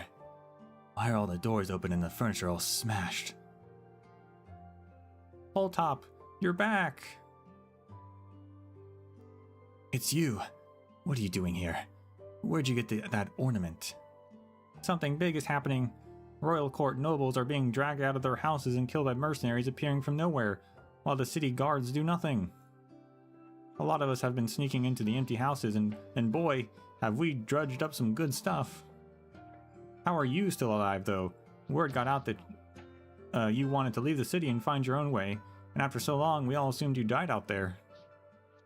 Yeah, you wouldn't believe my luck. First, I was left to die without food or water. Then I was taken to the Scar Market. But guess what? General Teresis saved my life. The general himself. Then, on the way home, I ran into this guy with a halo over his head, calling himself a messenger, and he brought me all the way back to the city wall. There's a Sancta messenger in Kazdal? That's kind of crazy. So I've decided to change my name to Good Luck, starting today. You guys can forget that lousy old name of mine.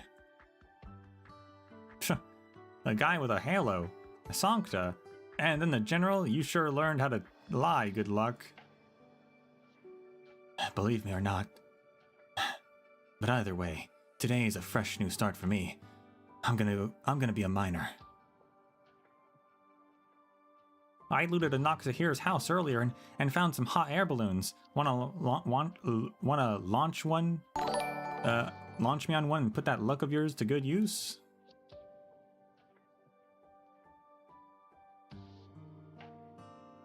I'm in. Well, that was fast. Man, it feels good to be home. Good luck glances around at the people swarming the streets. This is the life he knows. If he wants to survive, the city will always offer him a way. Thank you, Fate, and thank you, General. So the mercenaries are killing the nobles. Is that Teresa's plan?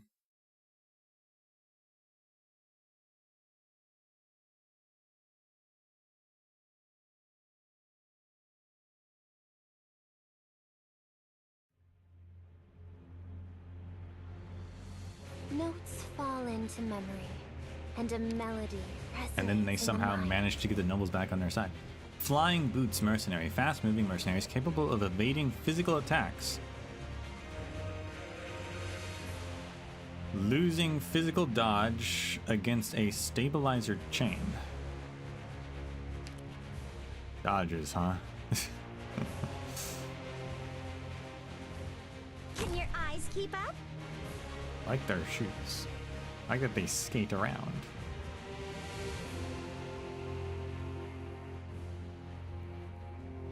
Although they're like larger size than the other Sarkaz models.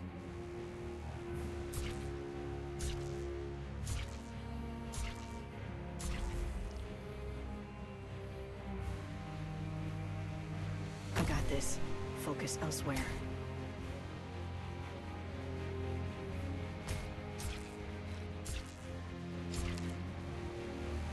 Two new enemies at once? Pothelm Marksmen. Mercenaries with a Victorian lens on their helmet. You stepped into my domain.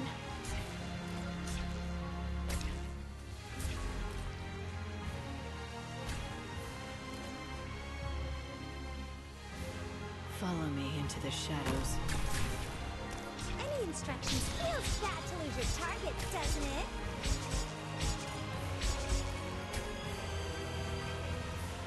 They're pretty You good, stepped even at into my not even at domain. E1. I mean, I guess these guys are also like not at E1 level difficulty yet, but yeah, she's already doing pretty well. It helps that they're running around in circles around her, of course. Right behind you.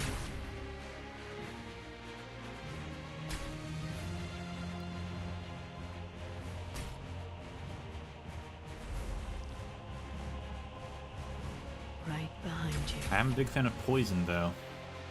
So I like seeing the poison.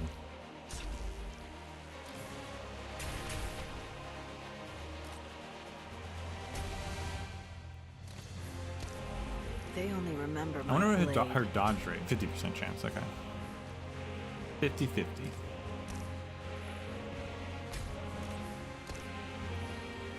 Follow me into the shadows.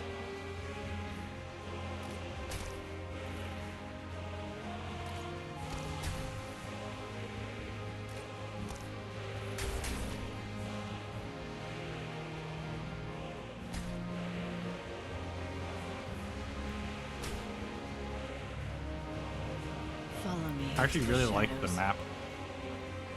It's cool to see Kazdal finally. Not as I pictured. It's definitely very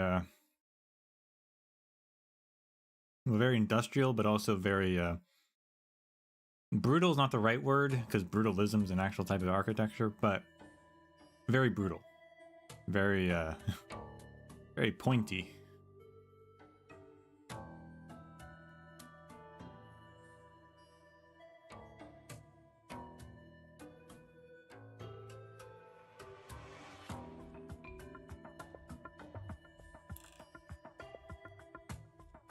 So autumn 1031, so it's a year later.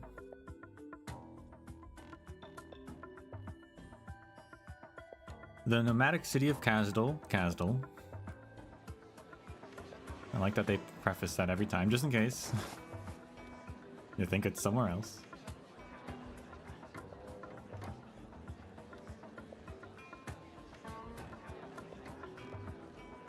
Hey, let me through already.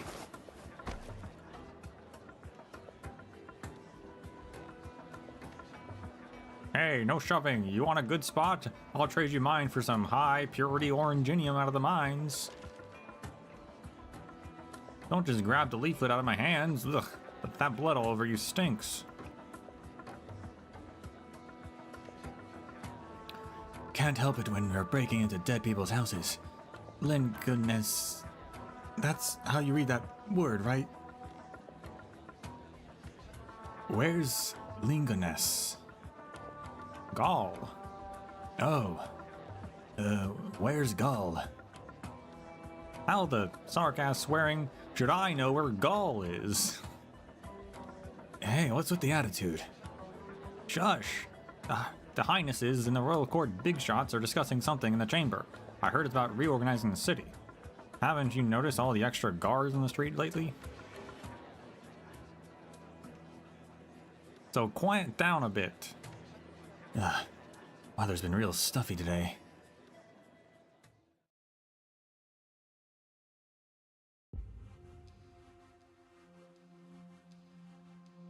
It is decided. The military commission will replace the war council in assisting the King of Sarkaz, Teresa, in decision-making related to Kazdal's military and political affairs. The military commission will be the sole administration of Kazdal, and none will have the authority to issue commands to the Sarkaz in the royal court's name. All present have already received the details of this resolution to the royal court leaders who still wish to cling onto the war council. Know that the military commission of Kazdal will become the final bastion of the Sarkaz, our eternal fortress, and the usherer of a new order.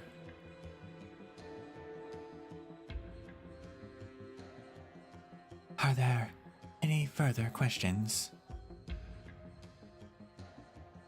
Oh snap. It's Logos' mom.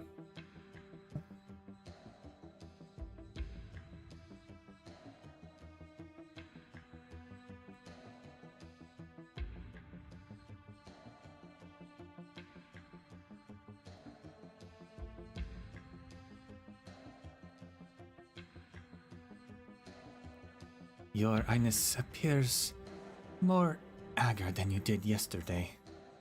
Please look after your health. No military commission is worth it.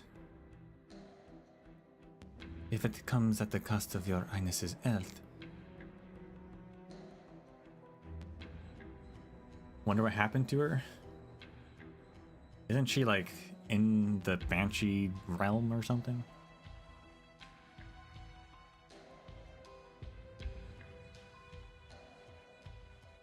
La Cura Maline, thank you. I know how hard you have worked for this day, and I also know how Kazdal today views the banshees of the Convalis. But before I state our position, I encountered a lost envoy of the Liches on my journey here. He entrusted me with a letter for your Highness. That he couldn't even find the road here, let this be proof of the immense changes Kazdal has undergone.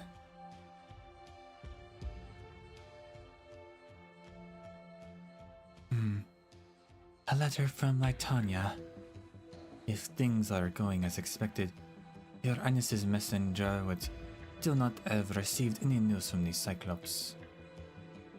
Rather than waiting for a response from deep in the blizzard, should we not hear how the Liches of Litania answer?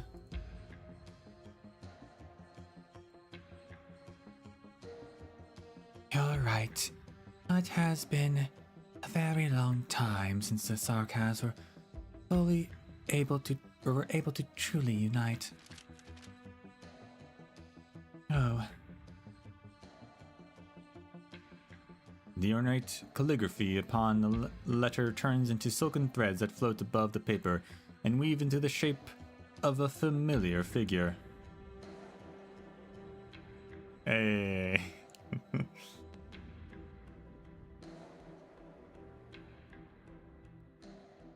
Raymond, a lich who has long resided in Litania, it appears that he is now the first scribe for the liches. It seems that the art practiced by the liches of Litania have seen some stylistic changes. Oh, he appears rather excited. Why is there only one image, but no sound? Well, the Lich Envoy did suggest to me that he was rather vexed with refining his master's words, but never did I imagine that he would simply erase all of the sound. In short, Fremont apologizes on behalf of the Liches. They are enthralled as ever by their quest for knowledge and are therefore unable to afford the distraction of making the long journey here. But if Gazdul were ever in need of their knowledge, they would happily throw wide the gates to their temple for the people that they have chosen. I am sure that with your abilities, your Highnesses can understand Fremont's attitude on the matter from his image alone. To me, it appears as though he is sensitive to drastic change, and has always been his wont.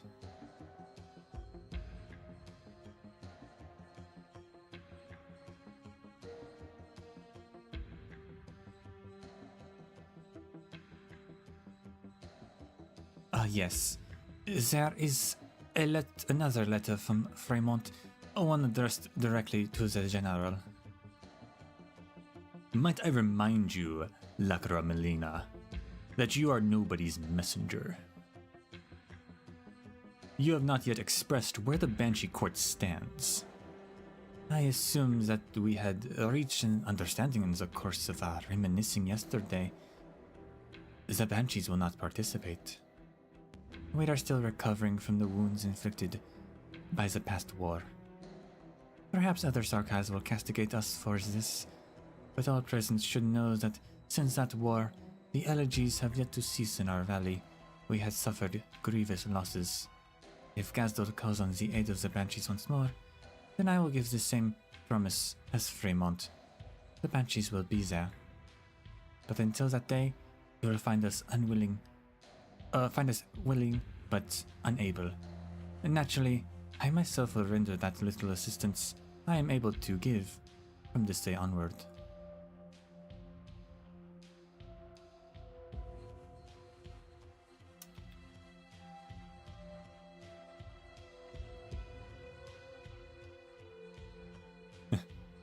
He says they'll answer the call, but of course,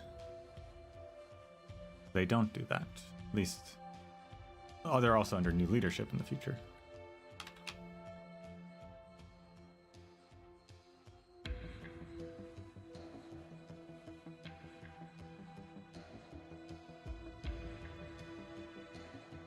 That's more than we could ask for. Thank you, Lacaralamina.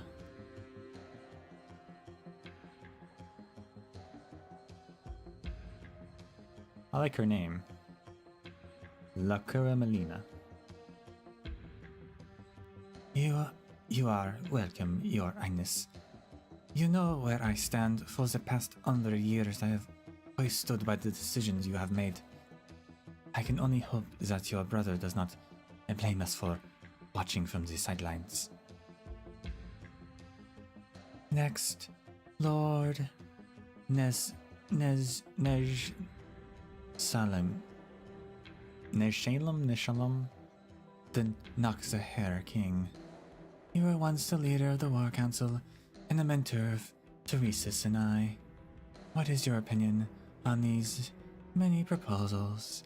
Where do the other council members that you represent stand on that matter?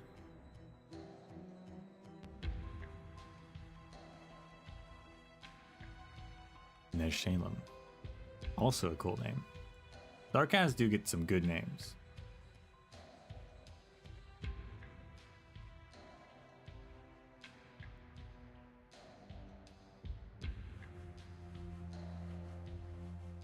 I think the Noxahair King has popped up once to voice him, but I don't remember what that is.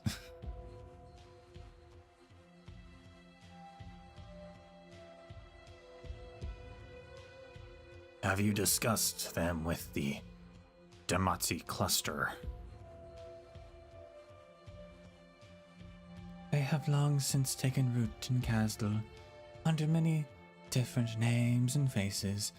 We have had many conversations over the years, and I have no objections. And I have no objections of my own. Your Highness need not worry about the bureaucratic hurdles, policy imperfections, or enforcement mechanisms. Where I stand is also where the other members of the Council stand. We all know what we truly long for. Turnabout, a change, a banner. Go. Do as you will. We will knock the Hair King. I promise you that. I trust that this stagnant and dulled war can take on a new form in your hands. I notice you have not said a word this entire meeting.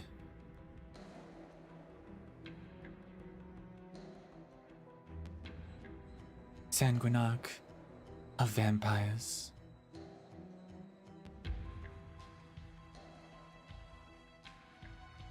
To take the War Council and the century of history behind it, and sweep it into the gutter alongside the exulting heroic age, and what little triumphs within. Is that the General's decision? It is our decision. Speak your mind, Dukariel. Dukariel lowers his gaze. Teresa's white skirt is mottled with many of a blackened bloodstain. The Sanguinarch is highly attuned to such matters. He senses the blood of lowly, the foul stench of fallen descendants, the murky taint of royal court members who willingly debase themselves. I thank your highness for purifying the filthy blood that I so abhor in my stead. But never have I needed to hide my requests behind honeyed words, such as it has been for every king of the past, and so it will be for you. The military commission is merely an attempt to hide Sarkaz's witchcraft and blood behind a more modern, more efficient name. Truth be told, I feel this is insignificant. More insignificant. It is simply not necessary. You reject the proposal on behalf of the Vampire Court. Dukariel glances at Teresis, but Teresis remains indifferent to him. Time has left almost no trace on the mixed-blood Sarkaz. He stands steadfast by Teresa's side, the same nameless warrior who stood by the seamstress a century ago. His eyes never fall on the vampire. Not a rejection, no. I am merely expressing some minor frustrations about this meeting. You are great and powerful, all of you are. How long has it been since so many members of the Sarkaz royal court have gathered here in Kazdal? Not to mention that it was you who defeated that foolish coalition in the prior age and wrestled the future into your own hands before personally establishing the War Council. And now you wish to personally change this council. Why? Look about you at the other dignitaries in this chamber.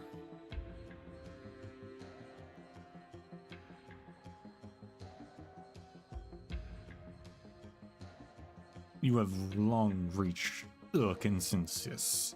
The only obstacle to your military commission is myself and the vampires. You would foist some ridiculous title upon me before forcing all vampires to bow down to your commission. When did you learn this political trickery that those Victorians and Lytonians so love? Why not just take my head here and now and slaughter the vampires within this city's walls? This meeting was not convened to persecute anyone, was it not?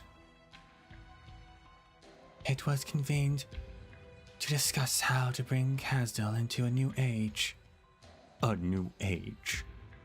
In that so-called Age of the Six Heroes, the songs love to praise.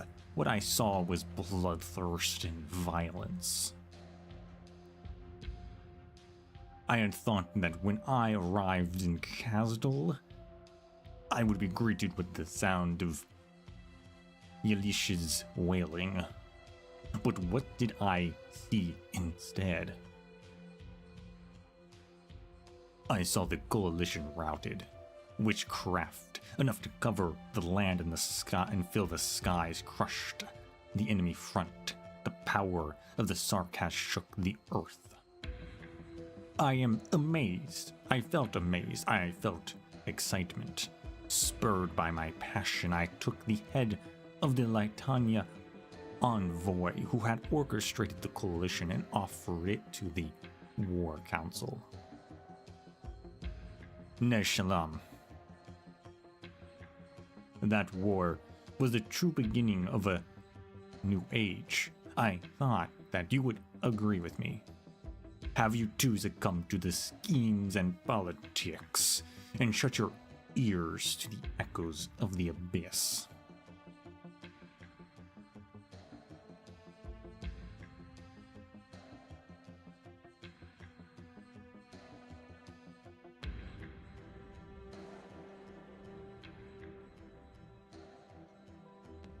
The abyss has no place for you, Duke Gariel. Do not drag me into your tantrum. My apologies. But I am curious. What position did they offer the esteemed Sarkaz Master of War in the military commission that was rendered you even so short-sighted? All I await is the next war. And what war would that be? If it pleases you, your highness, come, Duke Gariel. I will show you. Teresa nods her head in silent approval. The King of Sarkaz's emotions envelop the entire chamber and all the members of the royal court. Through the king's eyes, they see ruination and grief. They see the century-old order of the Gaulish Empire, so painstakingly maintained within the core region, deliberated or obliterated by the combined forces of Ursus.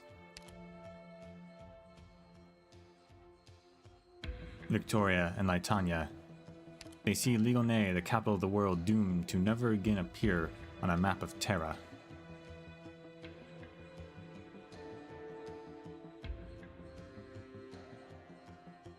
Those present recall the campaign that reduced Kasdal to dust. But it's not yet over. An even further future, an even further fantasy, an even further possibility.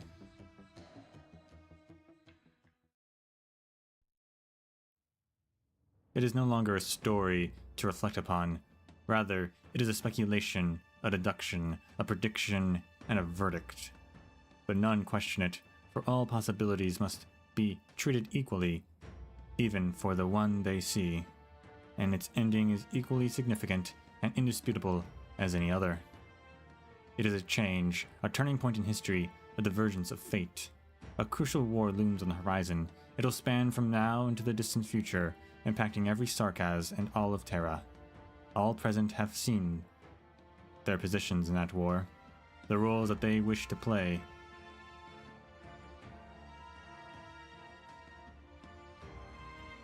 You should understand now, vampire. You should understand that these visions mean. Or perhaps you have grown too weak and feeble As Yalish, in the short span of 100 years, you were once a warrior. Who is Yalish and why are they they keep bad mouthing them?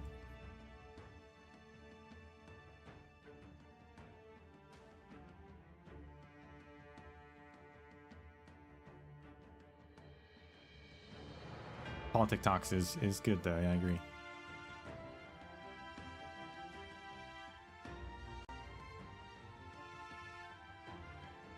I cannot deny that. But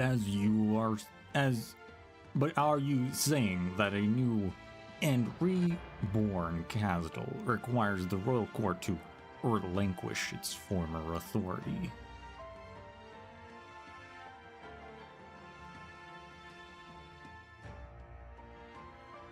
Close, but not quite.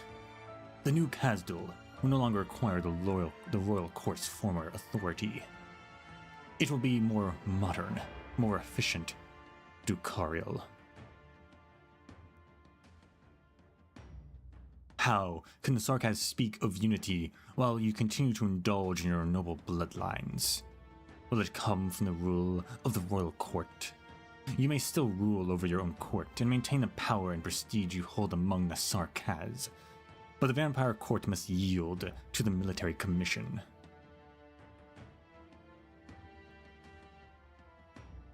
I promise you this, in Teresa's name. When the age that you have witnessed comes, Kazdul will no longer be a single dot upon the map.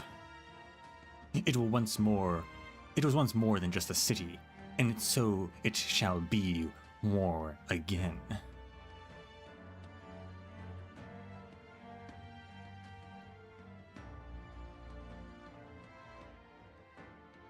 It seems I have spoken out of turn.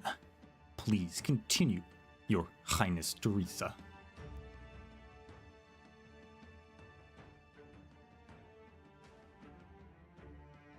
The aftermath of the ongoing conflict, enough to reshape current power dynamics, will engulf us all. It may come in 50 years, in 10, or perhaps even tomorrow. Kazdil cannot escape it. The Damatzi and I both saw the visions of the campaign that will destroy Ligonay. High-efficiency command systems made possible by our engineer marts, high-speed battleships that can break through front lines, maneuvers that can mobilize entire legions. New advancements are applied to the battlefield as we speak.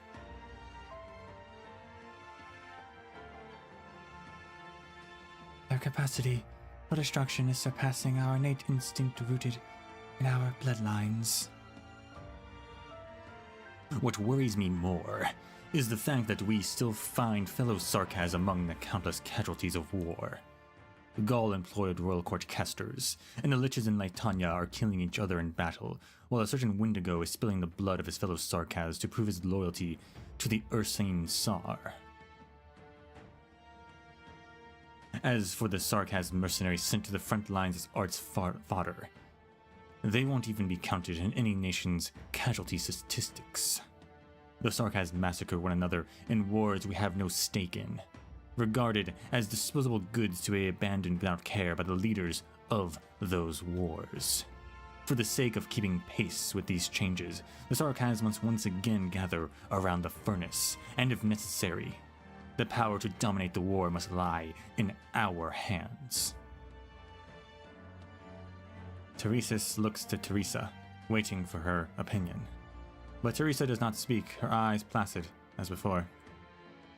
We will plunder the other nations and wrest their most profound secrets from them. We were once the proud T-Kaz, forced to become the Sarkaz and derided as devils.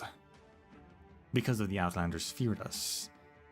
It is an ancient fear, rooted deep in their hearts. Let us remind them. Let us show all of Terra our history and legend that have been forgotten or falsified. The Sarkaz are not weak. We do not need others to save us from our fate. On the contrary, we will dictate the fate of Terra, dictate how this land should move forward. The details of our plan have been delivered to all present through the runic arts of the Banshees. Dukariel, do you still hold doubt? No. Exceptional work, Teresis. Set aside a seat on the military commission or the Crimson Court. It appears that our Naxahir king has not yet grown addled with age, but as to whether or not he could usher in such a grand feast. Warriors need not die in a blaze of glory. This is a vulgarity only chased by those who seek fame. Oh, I nearly forgot you were still here, Lakura Malin. I have made myself abundantly clear from the start, Prince Dukariel. I need only silently observe your enthusiastic attempt at self-expression. How pitiful it is to look upon such a shabby little court. I will cherish your elegies. And this I promise you, when death comes for you and the Lord of the Banshees will sing your elegy, delivered to you by the night wind.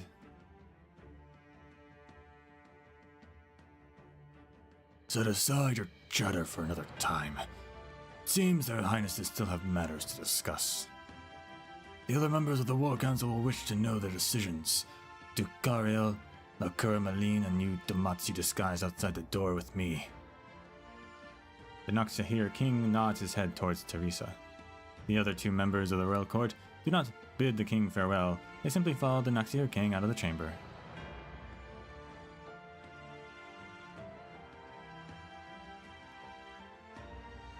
After the meeting's end, Teresa stays by Teresa's side, standing silently. He knows that she'll be expecting an answer from him. You never mentioned that you would announce the plans for war to the royal court. You do not refute me either. Would I have been able to refute anything? You are well aware of what I think. If you wanted to argue against any of it, you would have done so a few years ago. For now, I have them by the reins. But it's not just them. This entire city hungers for war. I will prevent matters from heading down the worst possible path, lest the prospects of Terra's continued existence become infinitesimally small. You must be quick about it. I will. What does Fremont's letter say? As Teresis opens the envelope, the writing vanishes before his eyes, yet the message has already etched itself indelibly into his mind. He has surmised what would transpire during that meeting rather accurately. He has given his opinion on the matters alongside a reminder. Do not place all your coming hopes in one basket.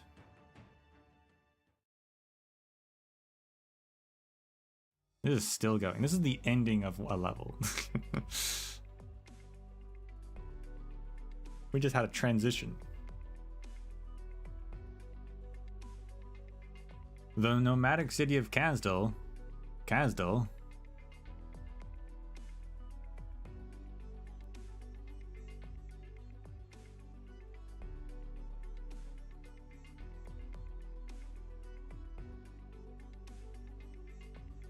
You're with that Babel? Pah. Don't count on the military commission to look after you all. We're here to help you. Help us, my parents died at the hands of evil Artanians. You got some nerve, what, scared of me?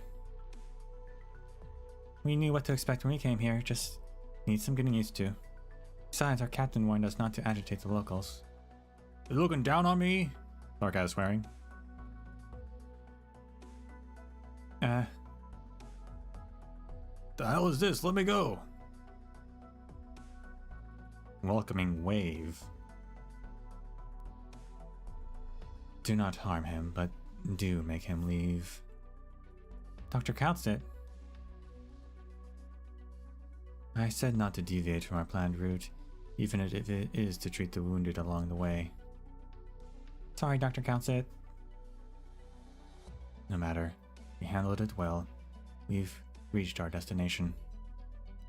Welcome to Babel.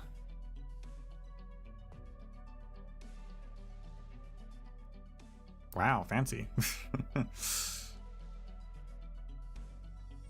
So much nicer than literally everywhere else. Babel office, Casdal.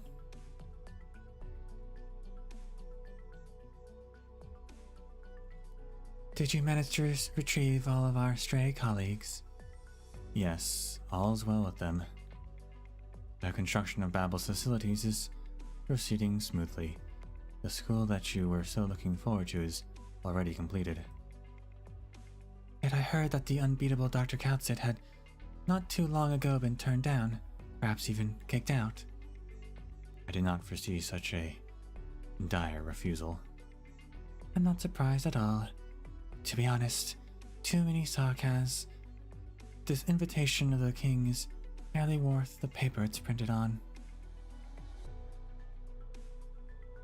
On the other hand, our connections with Sargon and Rim Billiton have delivered good news. As for Columbia, some scientists have proposed a technology exchange program. They have their eyes on the ancient Sarkaz witchcraft, while we have need for their latest mobile farms. It took us a century's effort to share an equal dialogue with these powers. The results speak for themselves. You are creating history, Teresa. Thank you, Countsett. I can tell you've a lot on your mind recently. The military commission has been formally established.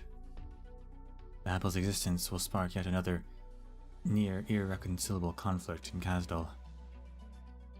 Our staff comes from different races and nations. How should they live alongside the Sarkaz?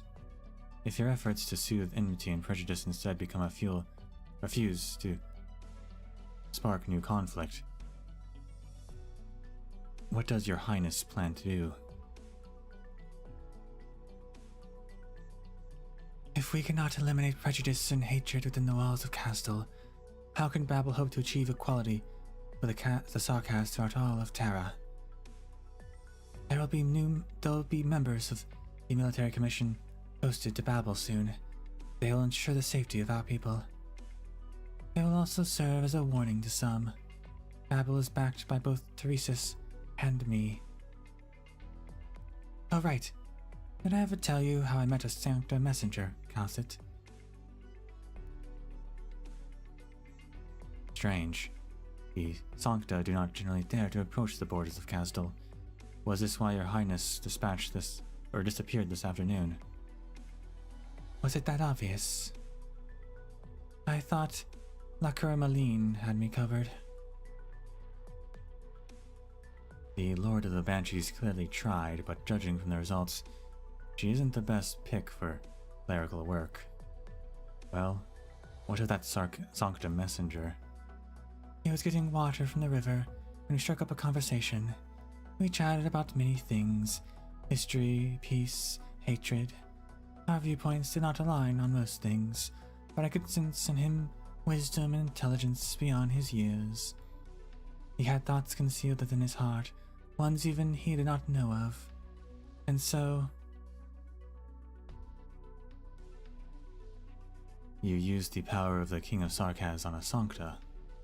I simply wished to know what this fated encounter meant. And what did it mean? It's still hard to say, but while I was looking at his soul, I felt that perhaps we're not so alone, Countsett. Many on this land are doing all they can to pursue hope. Hopes big and small, hopes bright and beautiful.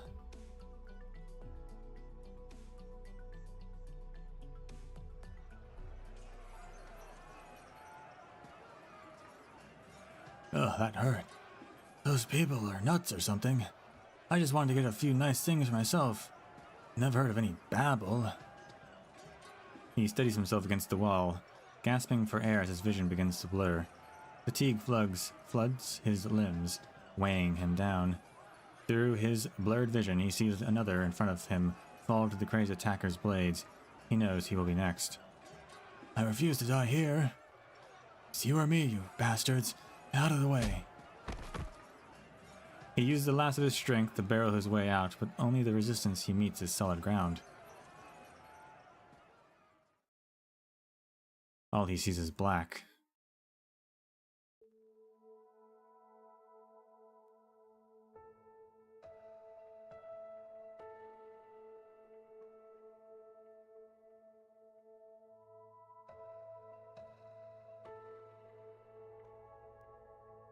A lot of transitions for the ending of one level.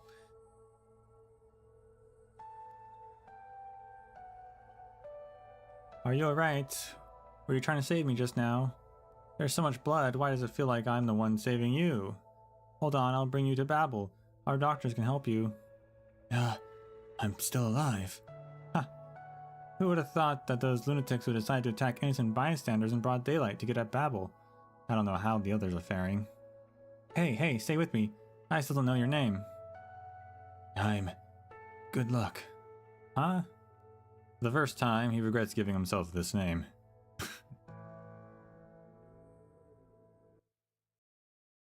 All you need is a little big bump pow, and they're done. A hard currency aboard Babel. Save up enough to spare, and the nice vampire lady down by the engineering team will trade you some scarcities you appreciate. Crude sugar cubes are of mechanized make. A Babel wartime supply ration provides soldiers ample energy and a hint of sweetness. Yeah, I figured it was a ration, but it's for Babel. I did not think it was for Babel.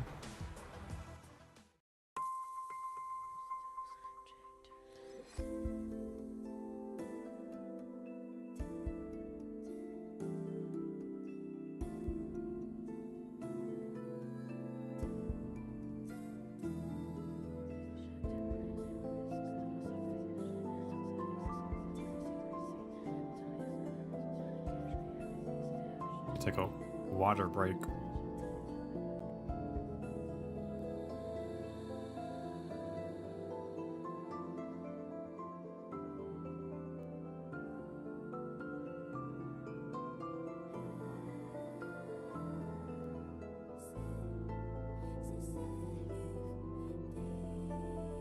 Oh, there's some singing in the background.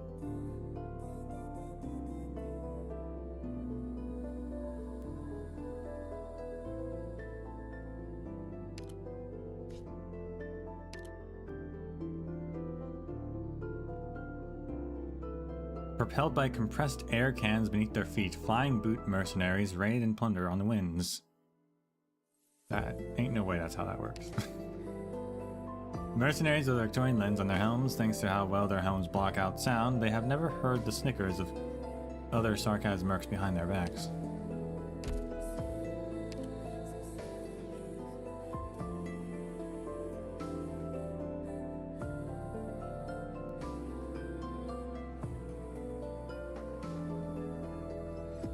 Asdal Combat Drill. Learn to fight in the nomadic city of Kasdal. Traverse plate. Deploy operators requires the assistance of nearby operators.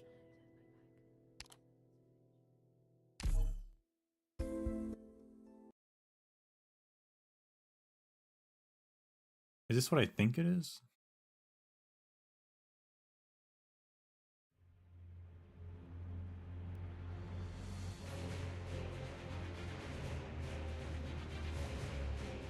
Instructor Doberman, instructions for further action, please. Instructor Doberman? I'm fine, let's get started with today's training mission. What's wrong with Doberman? Be wary of hollows in the ground. The nomadic city of Kansas is far from structurally sound, and employs numerous traverse plates to fix itself together. Operators cannot be directly deployed to these traverse plates, and will need operators deployed on regular tiles to provide assistance. Wow, it's so high up here. Instructor Doberman, are you okay? Look. I'm fine. Begin the exercise. Oh, is she afraid of heights?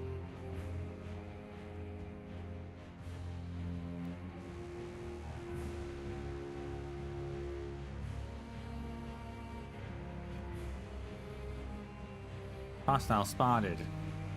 Moving at high speed towards the objective point. Jessica, stay calm. Cruz, get to your deployment point and then pass the stabilizer chain to me.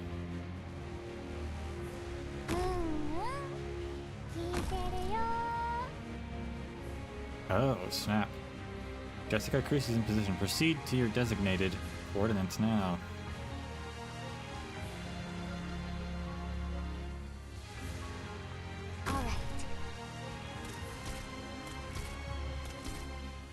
Not what I thought, but close enough. Pretty much. But I'm guessing if Cruz dies, does everyone get retreated who's attached to her? Because that's devastating.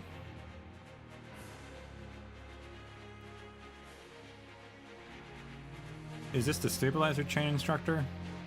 Yes. Shattered traverse plates are found all over Castle. Without stabilizing chains, operators won't be able to engage in combat like usual. Stabilizer chains are custom equipment for improving combat conditions. It just looks like a chain that you tie around yourself. When an operator is deployed to a traverse plate, the last operator deployed within a certain range will throw one stabilizer chain to them, ensuring stability.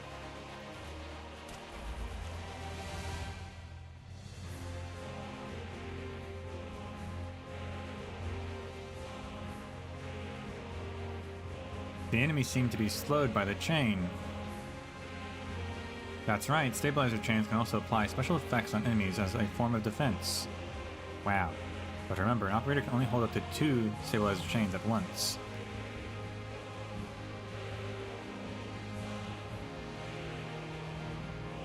I'll definitely prove myself this time.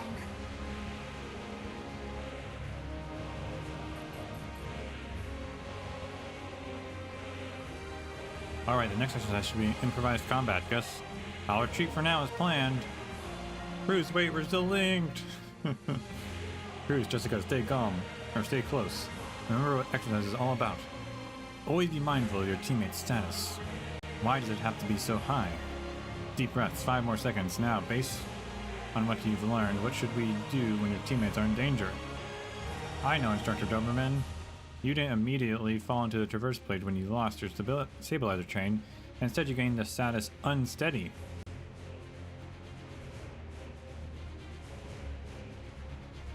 In position. Well done, Fang.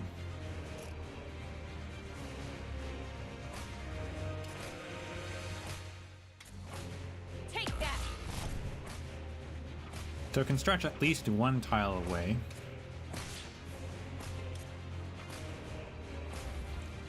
Mission accomplished.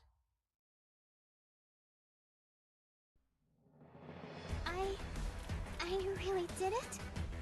I managed to protect everyone by myself?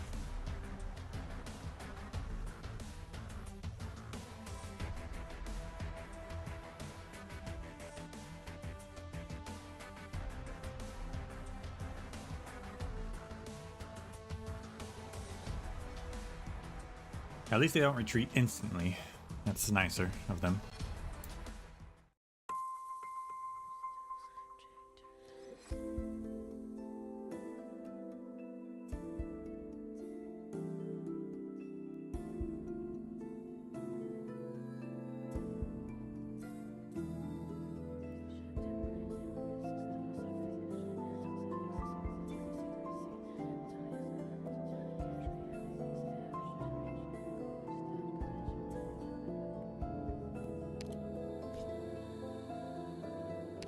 Better bring a balanced team.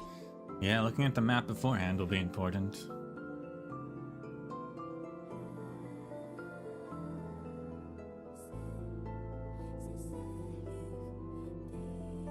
Although this one's fine for now.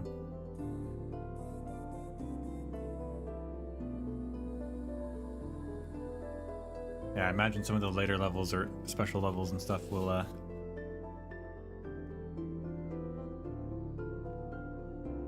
be like all stabilizer.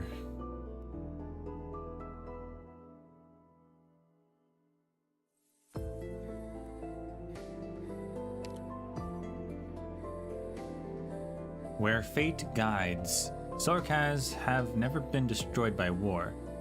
We are strong. Sure you are, Sarkaz. Sure you are.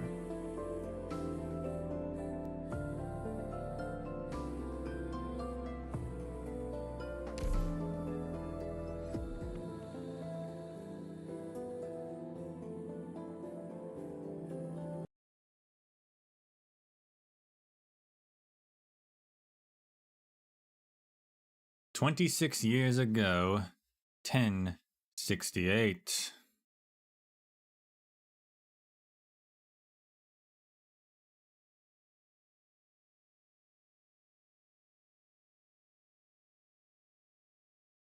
Wassaland, Laitanya.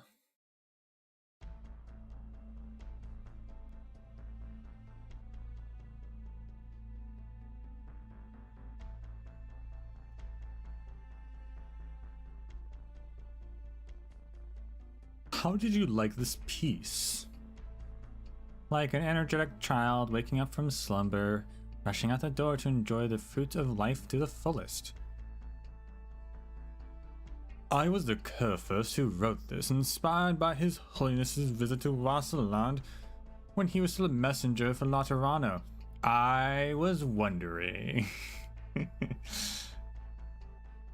I was like, wouldn't it be funny if the Sancta messenger that she met was Evangelist?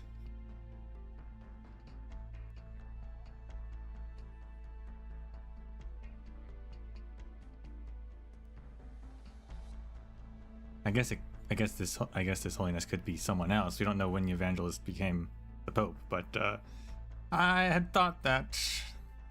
I had thought it.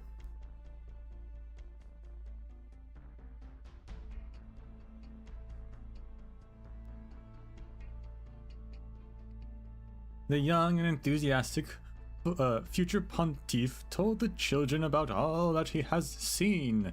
The ocean that Iberia watches over, the city of Athenius, where Minoan myth and machination exist in equal measure. I want to see Athenius. I want to see anything of Manoa. And a passing mention of Kazdal, the city of sin, the whereabouts of which are unknown. The Kurfürst was there, and he was fascinated by His Holiness's descriptions. The first draft of this work was in fact written at the time, but the Kurfürst was not satisfied. Even after many years of revisions, a final draft has yet to be completed. Until recently, when our scouts located the elusive nomadic city of the devils and sent back photos. Gazing upon the enormous tracks left behind by the city, the Kurfürst found the missing element in the music, ferocity, and with that, the work was complete. You found Kazdal? Yes, the Kurfürst was astonished to find that the destiny of the work was intertwined with the cities. I understand the reason that Kurfürst chose to present this piece on the eve of my return to Laterano. However, unlike his predecessors, His Holiness has no intention of initiating offensive action against the Sarkaz. He is not interested in putting the sinless on trial without cause. I'm afraid I must disappoint the Kurfürst. The city itself is of no concern to the Kurfürst. He is far more concerned or interested in His Holiness's opinion of the piece. Please send His Holiness the Kurfürst's warmest regards.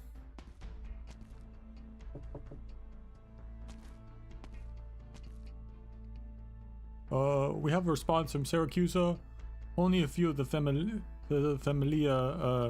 have agreed to participate in the action. Their men will rendezvous with the fleet soon.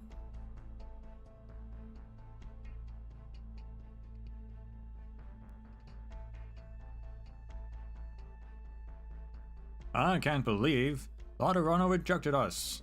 Inform the Syracusans to move quickly. We must mop up the city before the other Kreisa can react.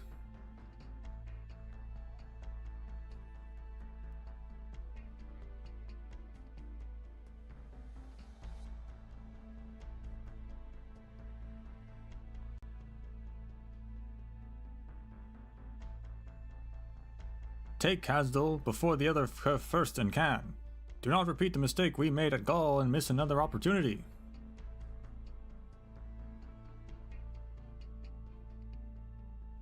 Interesting. So 26 years before 1094, some random Lytonians and Syracusans were like, you know what, we're gonna go attack Kasdal.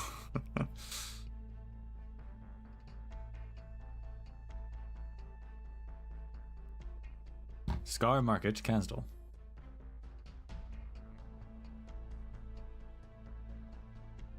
Oh, I like Latanya.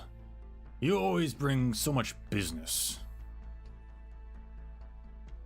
And it's smart that you disguise yourself as a prisoner in a smuggling crew, rather than flying the banner of a messenger.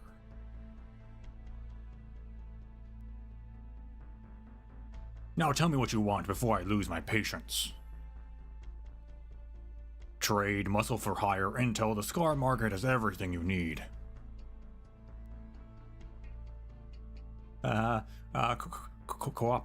Cooperation, esteemed leader.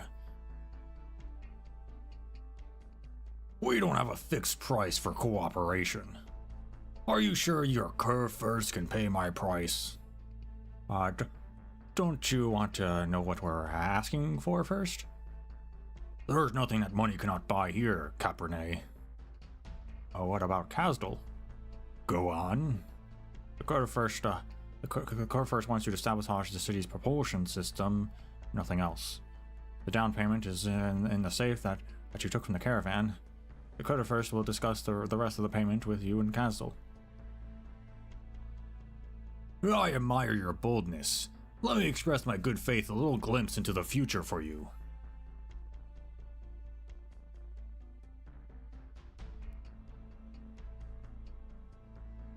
The nomadic city of Kasdal.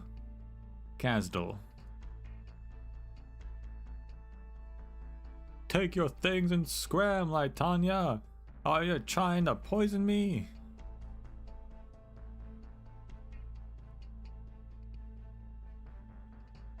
These are just suppressants. You'll need them on the battlefield. The warships that surround us came from Lytanya. Outsiders like you must have led them here. I don't have an explanation. I know you're taking your son with you into battle. He could use the medicine. Keep your hands off my son.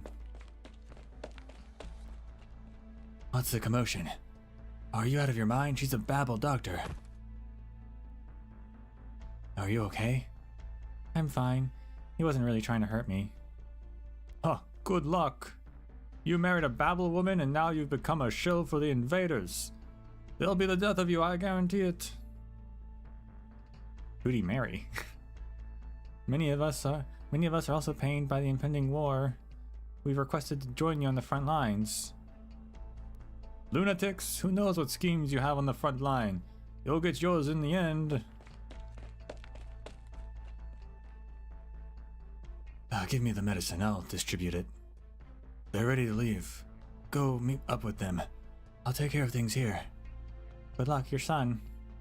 I didn't let him leave. If the Lytonians want to force us into a catastrophe, it's safer for him to be in the lower level of shelters in the city. He's got a son now? Wow. Relax, Doctor.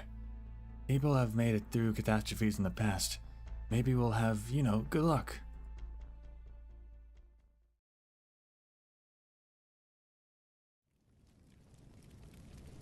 The furnace has burned for more than a century. War, catastrophe, migration, exile, all the suffering since the T-Kaz era has not extinguished the hatred of the Revenants. The Sarkaz have seen many Kasdals through the ages. The memory of yesterday may be unrecognizable by tomorrow. But the Soul Furnace has been a constant for this generation of Sarkaz. Home is where the Soul Furnace is. Kasdal.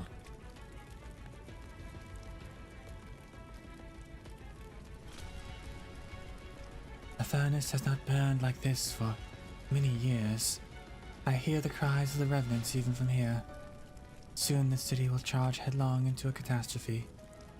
All we need to do is hold out until Neshalim's reinforcements arrive, until Kasdal once again passes through the catastrophe. They thought we would cower.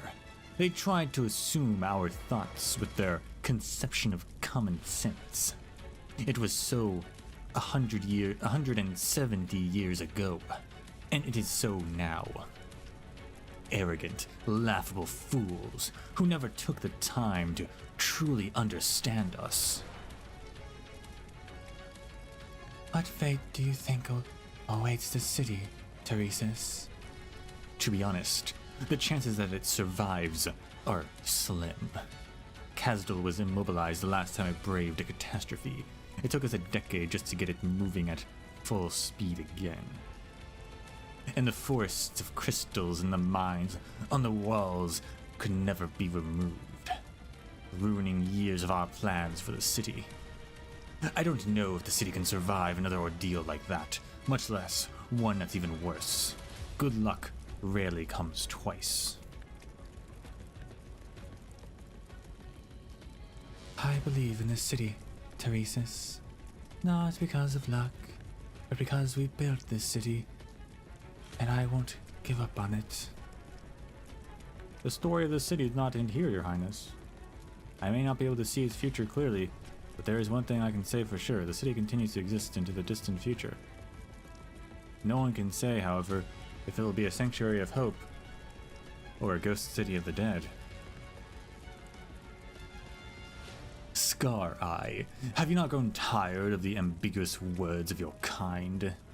And need I remind you that no amount of mercenaries can ensure your safety in this city?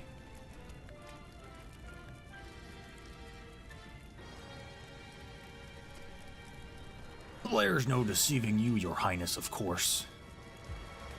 Kasdal's doors are open to every Sarkaz, but you'd better have a good reason to set foot in the city with your mercenaries at a time like this. I was made an offer most difficult to refuse, which obliged me to enter the city to seek an audience. What is it that you're carrying? This. Something insignificant. Oh, I mean someone. The Lytanians wanted me to sabotage Kasdal. I've been away from my kind for many years, but as Your Highness said, Kasdal is the root of all Sarkaz. So I felt that I had to deliver this Lytania with my own hands in order to prove my innocence. What are you thinking? Exactly as I said. What can I possibly hide before the King of Sarkaz? But if you're not interested in my gift of good faith, then I see no need to carry it with me anymore. It's heavy, after all. He casually casts the bag into the furnace, where it is incinerated in an instant, without a sound. The furnace is always an impressive sight, no matter how many times one sees it. Your Highness need not pity him. He should have foreseen the risk when he approached the Scar Market. I trust Lytania was not miserly with its terms. It's simple, Your Highness. I prefer immediate payment over empty promises, but more importantly, I don't work with the losing side. Are you predicting our victory? It wasn't I who saw it. It was the Cyclopses who left the prophecy 1,000 years ago. I'm simply betting that Your Highnesses are the protagonists of the prophecy. Regardless, the safest business for the Scar Market is with Your Highnesses. It would keep business flowing for at least the next 50 years or so. Is that not so, Your Highness? You're clever. Prophecy doesn't bring victory, but we can. Bring your mercenaries. We're moving out.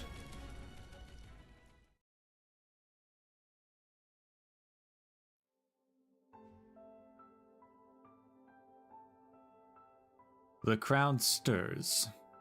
The Sarkaz procession leaving the city is quiet, except for the occasional clang of weapons and equipment. Their silence is rooted in a knowledge of the fate that awaited them beyond the city's gates. They wrap banners torn from the walls around their waists, or clutch oranginium spikes chopped from the streets as makeshift weapons. Each has their own ritual to remember the city that they may never return to. Mom, Dad, where are you going? Dad, Mom.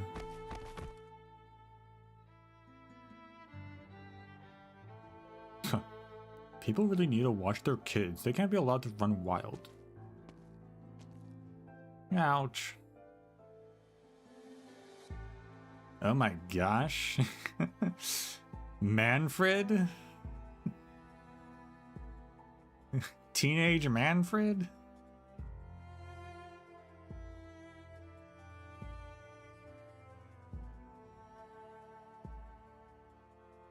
I wonder what that is on his arm. It kind of looks like what Teresa has as well, but less crazy. Careful. Thank you. Where did you come from? Why are you allowed to leaving the city? If you'll fall if you're not careful. I'm looking for my mom and dad. Are you going out too? Yes, I'm going to the battlefield. Are you looking for your mom and dad there too? Can I come with you? No, I'm by myself. Why are you going out then? Because I don't want to hide in the city. I want to fight with the people who are doing bad things to us. That's what my parents told me before they left. I want to fight too, but mom and dad won't let me go. I tried to sneak out and they got a beating when they found out. But I don't want to be away from mom and dad. We'll go together then, and find your mom and dad. But there'll be a lot of bad people out there. Are you scared? You're not scared. Mom and dad aren't scared. I'm not scared either. The disheveled child pumps his fist to show courage, but his trembling betrays him.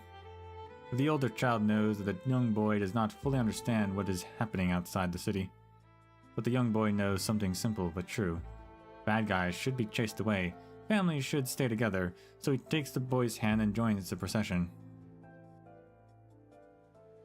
How do we find your parents when we are out there? They work for Babel. They have a picture of a tower on their clothes. Babel. I know that place. Are you from Babel too? No, I grew up in a military commission institution. I guess I'm from the military commission. Military commission? What's that? A place that protects people, just like Babel. What's your dad's name? Let's squeeze our way to the front. Maybe they're up ahead. Or that's him. What's your dad's name? Let's squeeze our way to the front. Maybe they're up ahead. Good luck. Good luck. Yes, he's good luck. Why are you laughing? Nothing. Let's shout his name. Maybe they'll hear you. Two children squeeze forward in the procession, holding each other's hand, calling out good luck with their tiny voices. A few heads turn and sigh when they see the young and naive faces.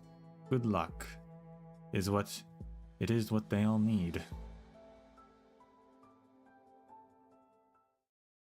On an evening in the autumn of 1068, the music playing in the Kurfürst of Wasserland's study was interrupted by the sound of frantic knocking on the door. The fleet that was pursuing the nomadic city of Kassel had broken off its pursuit. Those crazy devils charged straight into a catastrophe. It's only by sheer good luck that they got away. Years later, the Kurfürst of Wasserland still recounted the reason for his failure as palpable or with palpable disdain.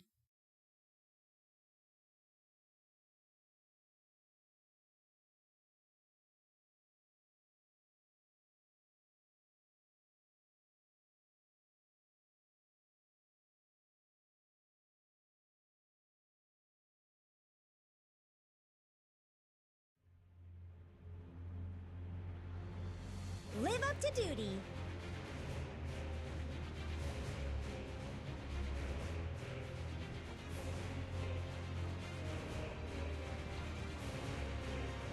Can your eyes keep up?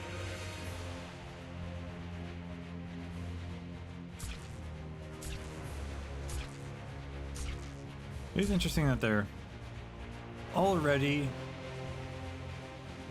No one can see me. treating Babel as like its own thing. Follow me into the shadows. Like, you could just say it's a company that operates in Kasdal. Like, they do kind of treat it already like it's a separate country in a sense. Follow me into the shadows.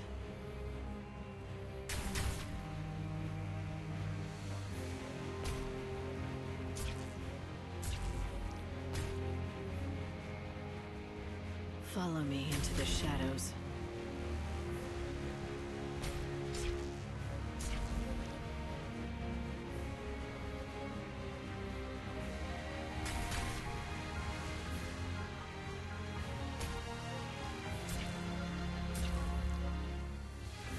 Yeah, I'm excited to see Ascalon's Right behind at a higher level because I'm already very impressed.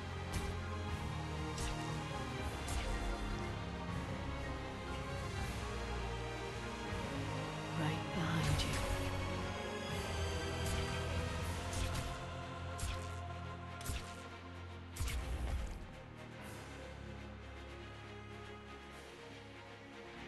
You've stepped into my domain.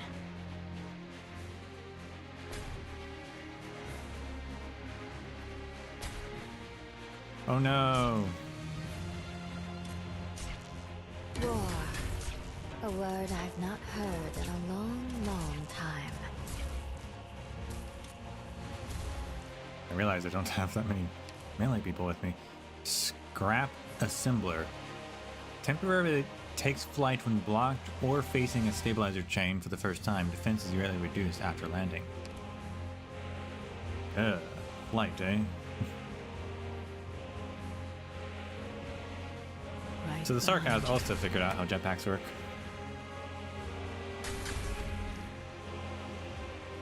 Wow, that guy's really strong, actually.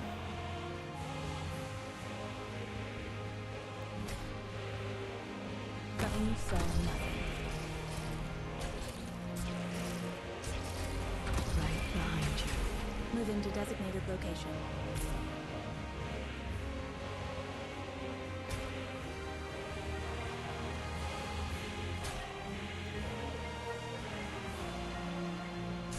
Well, Right behind you. Clear skies for teaming, rain clouds for green. yep. I'll have to place someone closer up next time. You've stepped into my domain. This will keep you quiet. I was hoping maybe I could teleport him, Need but speed to succeed. that didn't work out. Feels fresh. Come on, let's pick up the pace.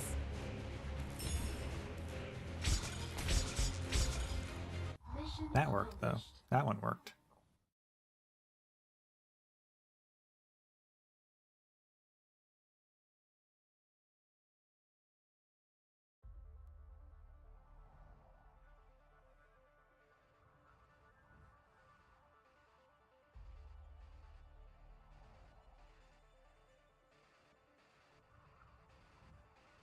How many, or how tiny we seem.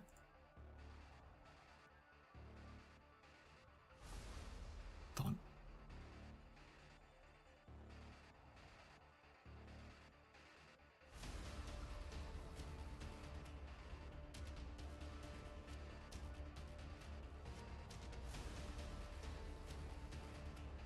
All right, I had a frog in my throat for a second there. How tiny we seem when we stand beside the tracks of this ship. Yes, it's a most impressive war machine.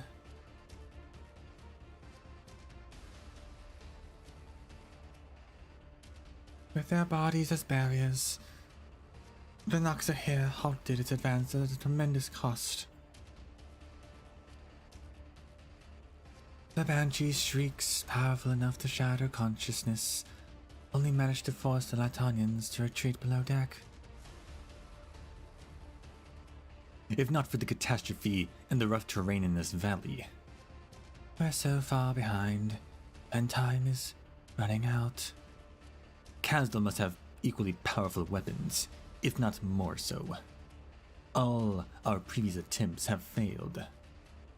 A century ago, few believed we could build a nomadic city out of Kasdal, yet we did. We are to catch up to them now. We cannot afford to take the conventional path. We have word from the Demazi. The battleships on the horizon are slowing down. Have they given up? No, the Kefes orders were to continue the pursuit, but the commander of the fleet ordered them to slow down. They are concerned about the catastrophes and the terrain. They've seen what happened to this ship. At the rate we can expect to engage them at dusk. We have bought enough time for Kasdor to retreat. Teresa looks back at the two storms entwining on the wastes, trying to catch a glimpse of the city. She sees nothing. Where is Kasdal now? Is it moving through the storm? Are the people in the shelter safe? The storms are converging. Our retreat has been cut off. A battle is inevitable, Teresis. I never thought I'd see you lose focus on the battlefield. What's that? That's...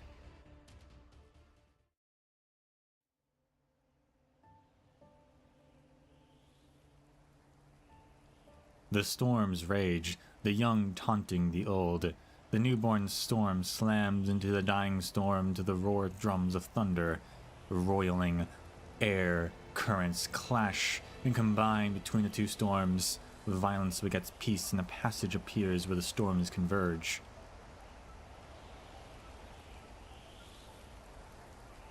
Lightning flashes and thunder cracks. A path through the storm. a storm. Let us go, Teresa. The storm has given us a path. Those who survive through it will have another chance. We'll do it together. The Demazi cluster passes their command to every Sarkaz present. The warriors see their leaders walking into the storm side by side and follow with no hesitation. The procession advances into the tempest, the strong supporting the weak, the brave encouraging the fearful.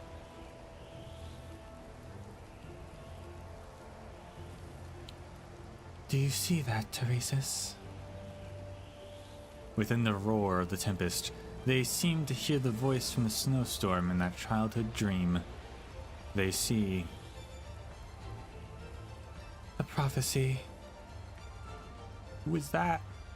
The thin, cloaked figure turns at the sound of her voice and sees the storm-bound procession. Teresa sees a child, Misc, gilded by the setting sun, shrouds her shoulders, rising and blending with the shrieking winds above. He takes off his gauntlet and stretches his hand into the mist. The mist dissipates, and in his bloodied hand is the stone blade that the child is holding. Slurring, "You're a rab." What are you doing here? Home. You came in home. The child wrestles the blade from Teresa's hand and points it again at Teresis in the procession behind him. There is no difference between the man and beast to the child who grew up in the wastes. You want to kill me? You'll kill you. Nobody taught her how to speak. She simply emulates the sounds made by those who pass by. Teresis. Teresis looks down silently at the thin figure.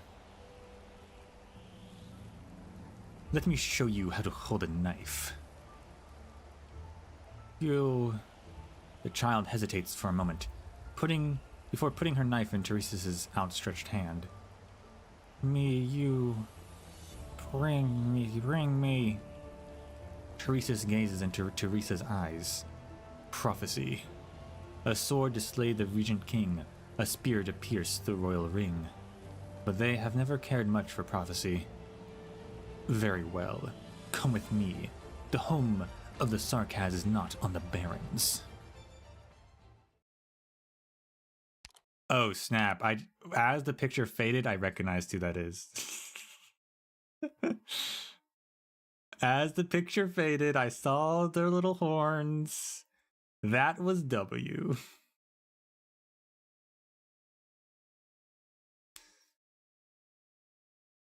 Fascinating.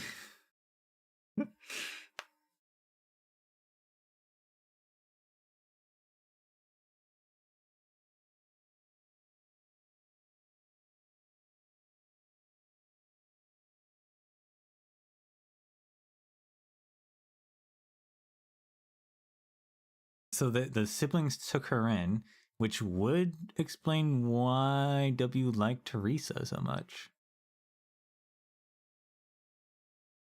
But then why did she, like... He obviously leaves at some point and then becomes another person, so...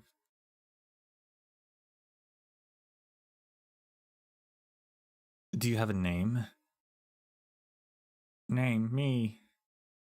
From now on, you have a new name. Ascalon. Never mind, I was wrong. Never mind, it was Ascalon.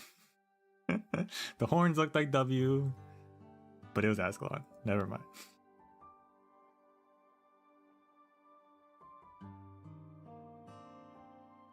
Unless it's a conspiracy.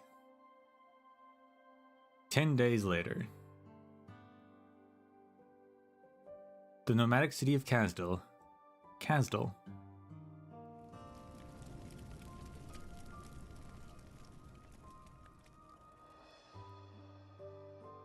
Thought for a second we were gonna get some backstory, but no. I mean, we're getting a different character's backstory.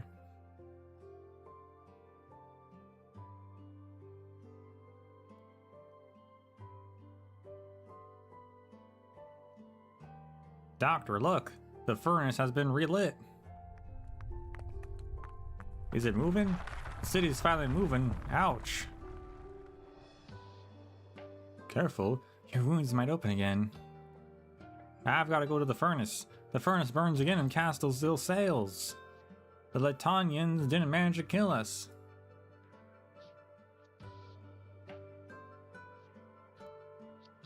Oh, I didn't mean you, Doctor. Come with me and see it. You deserve the same honor as the warriors who survived. But I'm not a Sarkaz. You people are heroes too. Come and watch their highnesses command the Goliath to support the leaning furnace. Watch the sparks fly when iron hammers beat upon the broken core. Hear the elegy of the Banshee and witness the journey, the final journey of fallen heroes when they enter the furnace to fuel it. This is used to be an occasion that only the Sarkaz could see. I would love to go, but there are still a lot of wounded to treat.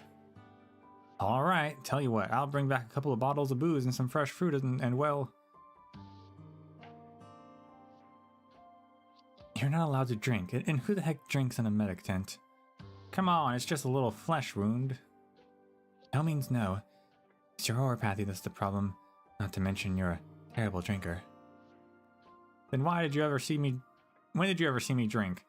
Oh, that time when I was drunk and came to you with a bunch of horopathy bombs? Look, that was the only time in all those years. You know I can't afford booze. I can't stop you, so why don't you go yourself? Won't be the same without you. But I'm a Latonian. And do you support those nobles who profit off war? I ran away from home because I couldn't stand them. There you have it, huh? Wait a second, you say you ran away from home? You were noble? No. I was kind of thinking your equipment doesn't look like it's from Babel. Well, I won't speculate. Doesn't nobody any good. So you can go on your own. I doubt the soldiers on the front lines would like to get along with a Latonian.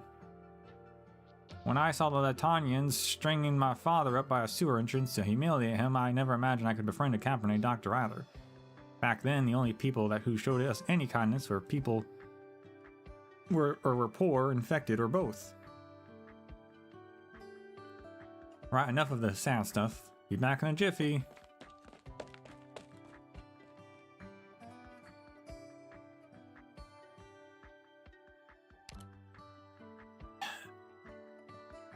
So, I'm interested about the ceremony. Witness the final journey of fallen heroes when they enter the furnace to feel it, but the revenants are the ones feeling the furnace. Are revenants the fallen heroes? Are they fallen heroes?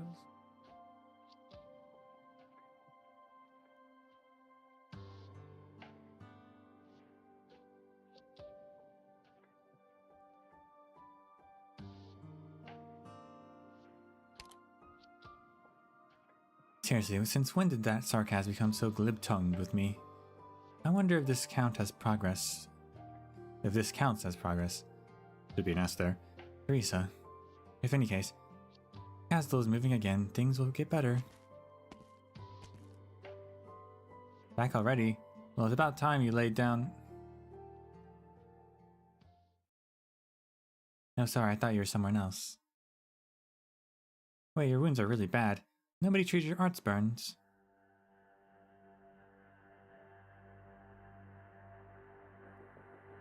The Lytonians did it. My son's dead. They burned him alive before my eyes. I was the only one who lived. At least let me see your wounds. They burned him alive. He was screaming. They used arcs to hang him in the air for everyone to see. My brothers are dead. My captain is dead. The Lytonians stood on high ground. Their raised staffs looked just like... With bloodshot eyes, the nearly deranged Starcast fixates on the doctor's staff, abandoned in the corner. The emblem of the home she had left behind hangs from the staff, like a real doctor does not sense the hostility. She lifts his top to inspect the wound, but feels a chill run up her spine. You're armed. Why didn't the guards check you? The light of the soul furnace lights up the night sky above Casdal like the midday sun. The fire crackles echo like a mournful glow, or growl even. A somber tribute to the fallen who have become its fuel.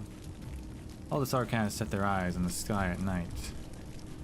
No one notices the light from one of the field hospital windows go out. Rude. So are revenants actually just dead Sarcasts? Like they're actually ghosts? How does that work? Although of course Sarcasts aren't Sarcasts, so like they're dead what?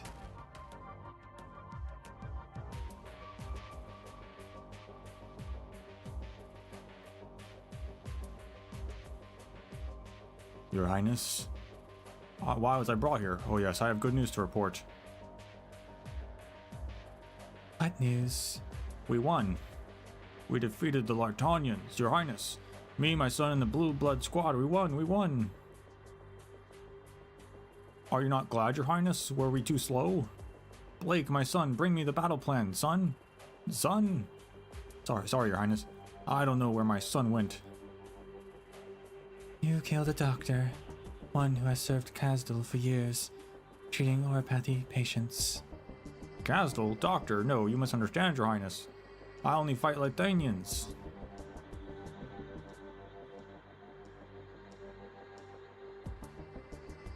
Have you read his emotions, Teresa? Pain, confusion, madness. He has driven himself mad to escape the painful memories. He doesn't even know what crime he committed. The others do. The guards discovered him brawling with another Sarcast amid shattered casks of liquor, which ignited and spread fire throughout the field hospital. I'll await the king's response, but you cannot be the one to do it. Leave it to me. Your Highness, General, I gave my all to defeat the Lytonians. Was I wrong to do so? Your Highness. Take him away.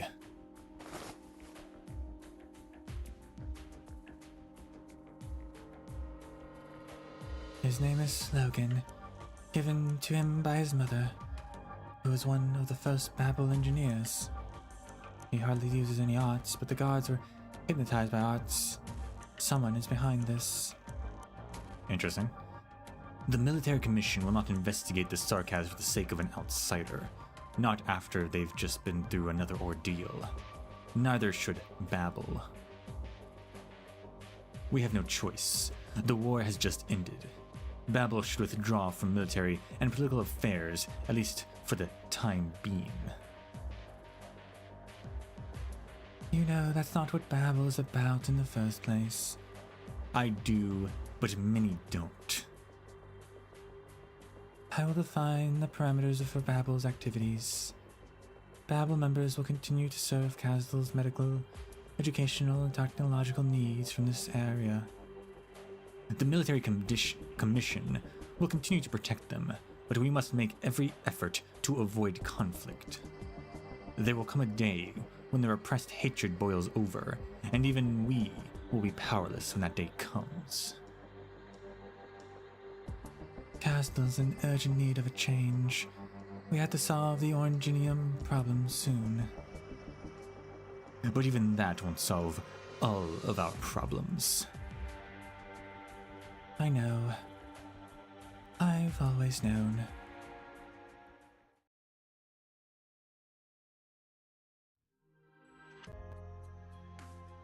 Teenage Ascalon.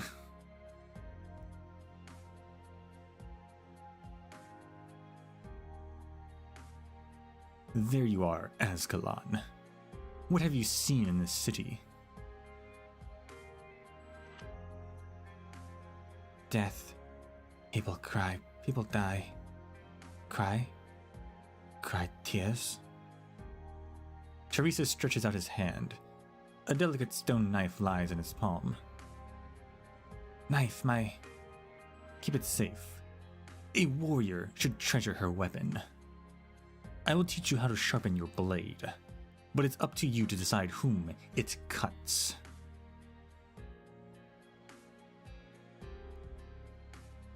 You're too impatient, Teresa.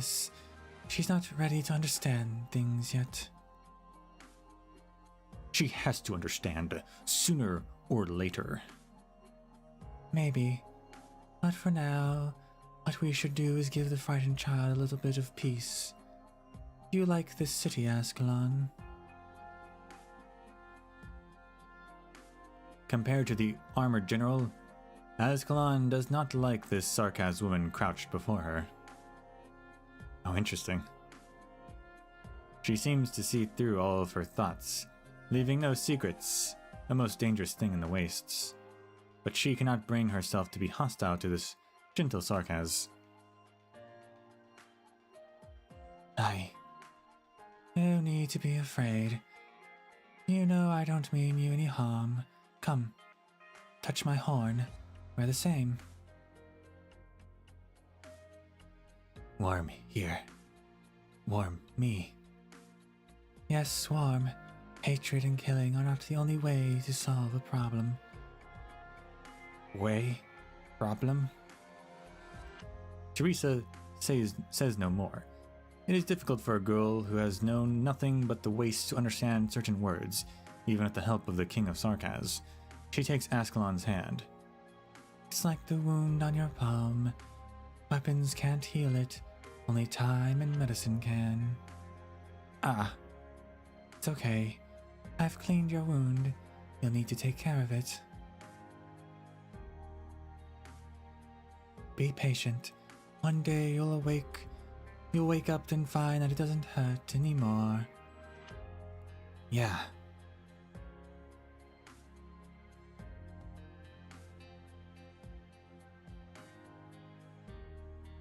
Babel Classroom, Kasdal.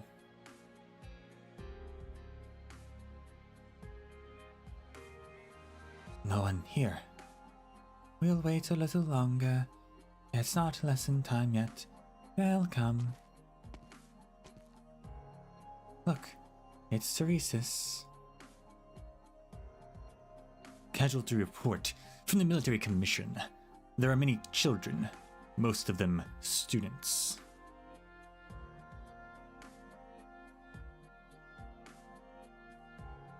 The ones that lived. Their parents are no longer willing to let the outsiders of Babel teach them. Plus, if memory serves, many of Babel's teachers have already left out of fear. You're troubling yourself too much with trivial matters, Teresa. You need to rest. We still have to... I want to wait a little longer, Teresa's. Very well. He does not leave. The classroom is eerily silent.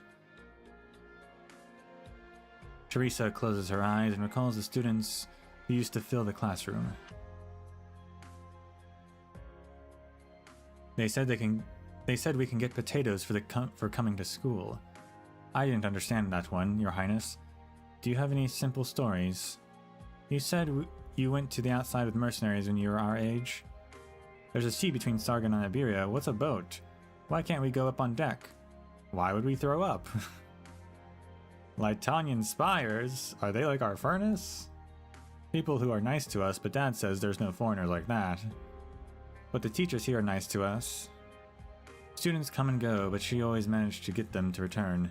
But this time, no one came.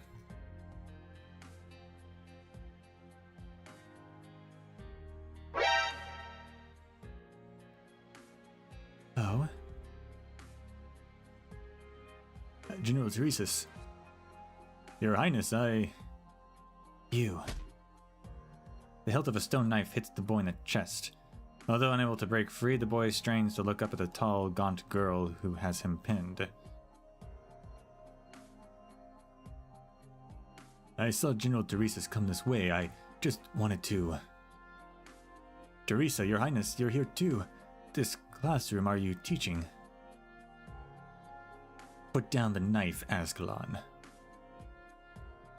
Your Highness, you were looking for me.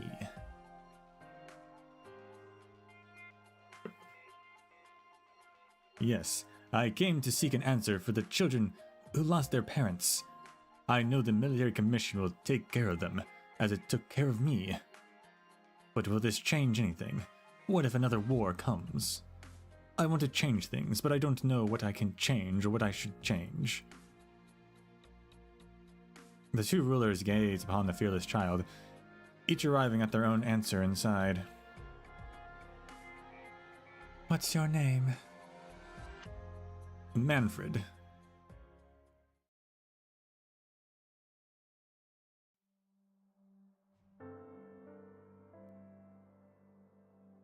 Dad, we've been standing at the door forever. Why can't we go in?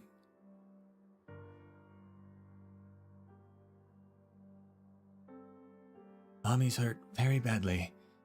She needs some quiet to rest. We shouldn't bother her. But I miss Mom. Daddy misses her too, but not now. We'll go home together once I come back. Where are you going, Dad? I have to leave the city for a bit, to make the people who hurt Mommy pay. Stay here with Mommy and wait for Daddy. Can you stay, Daddy? We'll figure out a way to make Mommy better, I promise.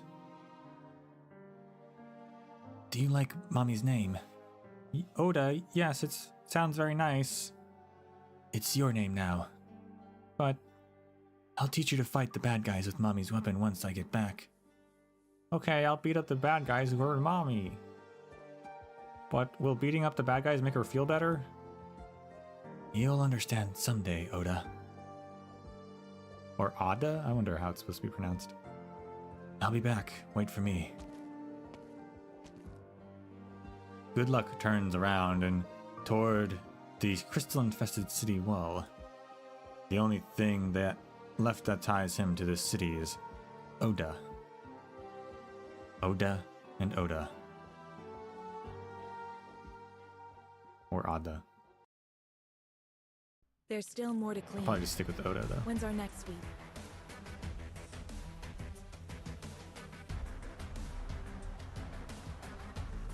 Until the voice line corrects me. All right, let's not leak this time.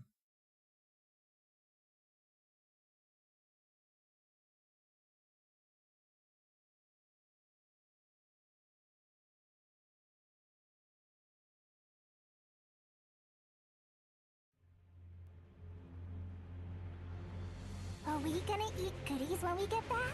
Can your eyes keep up?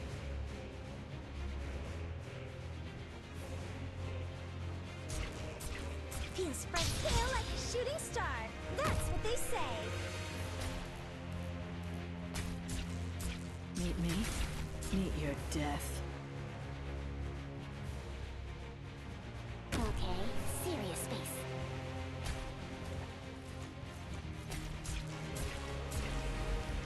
Meet me. Meet your death.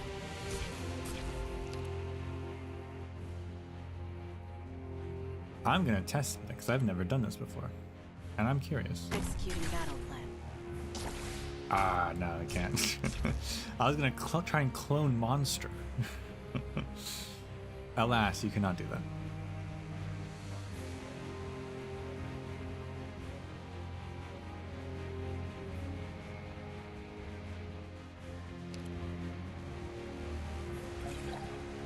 What's your plan? Right behind you. Actually, I guess I could have kept her out.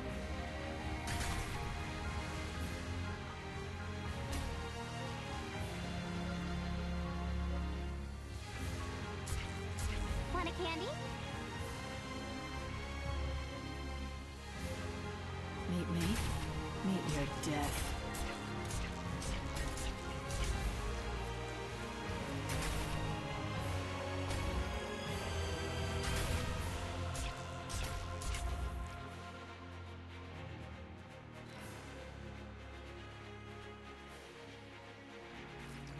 You've stepped into my domain.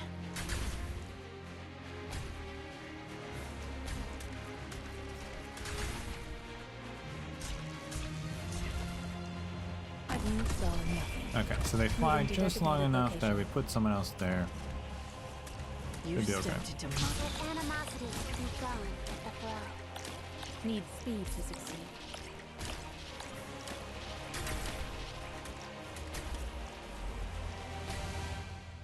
Right behind you. Come on, let's pick up the pace. I've had luck. You ran into me.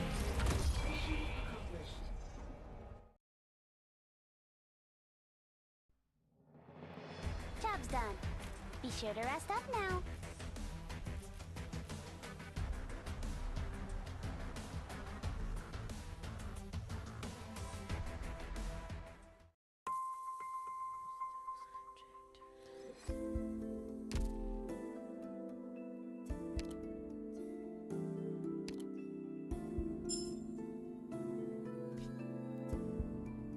We got a creepy tree branch. Wow.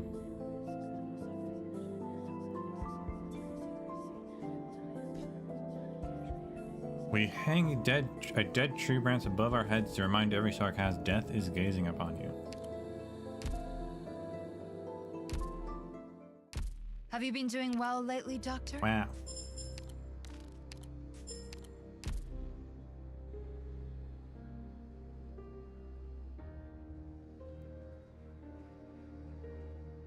You can beat it without using the mechanic. I mean, as long as they give you enough melee tiles, and even then, you don't necessarily need melee tiles. So as long as they give you enough normal tiles, then you probably could.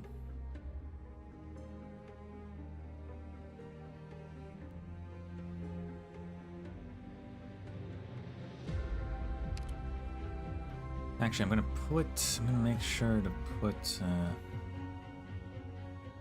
Wow, this sure beats the Grand Knight territory Ascalon as a sewers. base assistant, I suppose. Guesstimating a couple hundred times better.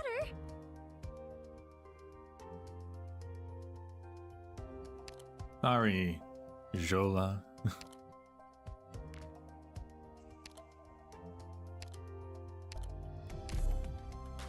I know where to go. I can handle myself.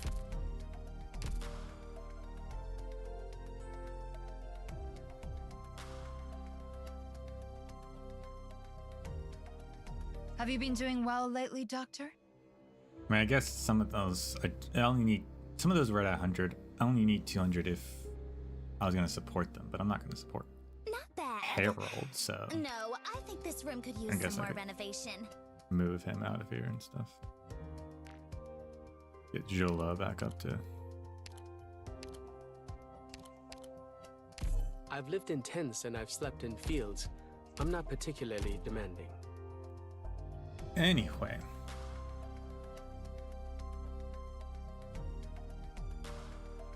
Have you been doing well lately, Doctor? That's all for now. Although I am gonna pull up because, in hindsight, it makes more sense that it would have been Ascalon, but I forgot for a second she was supposed to be in this event. So I saw the like kind of straight horns across the head, and I'm like, wait a second, that's gotta be W.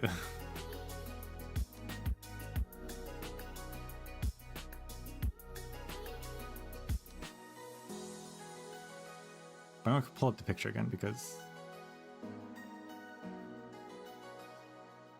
I want to confirm what I saw.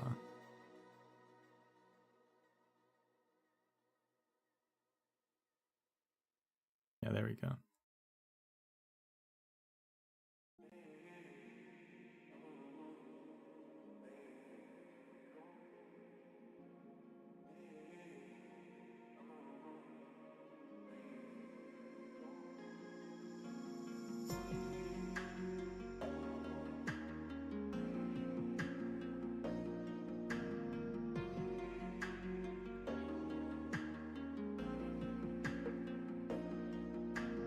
Quabam.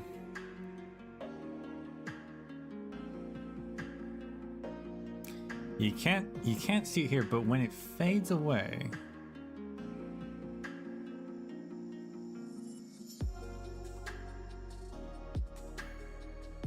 whenever that happens. Nope.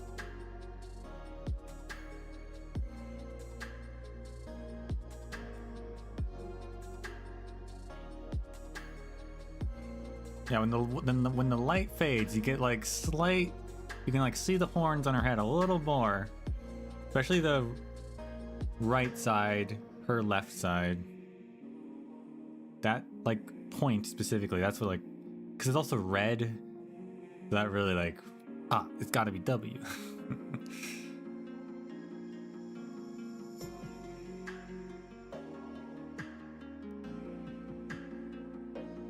But yeah, there you go. It's Ascalon. Came out of a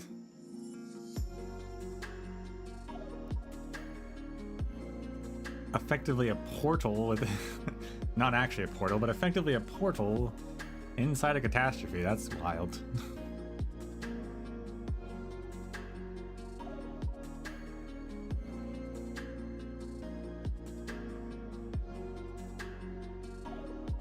This is her event, yeah. Yeah, the W event's not until later, obviously.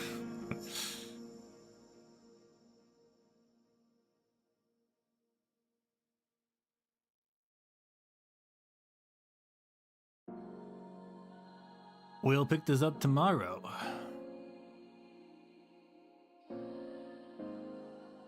And I'll make sure to I'm gonna get Mulesey's module and get Ascalon at least to E1.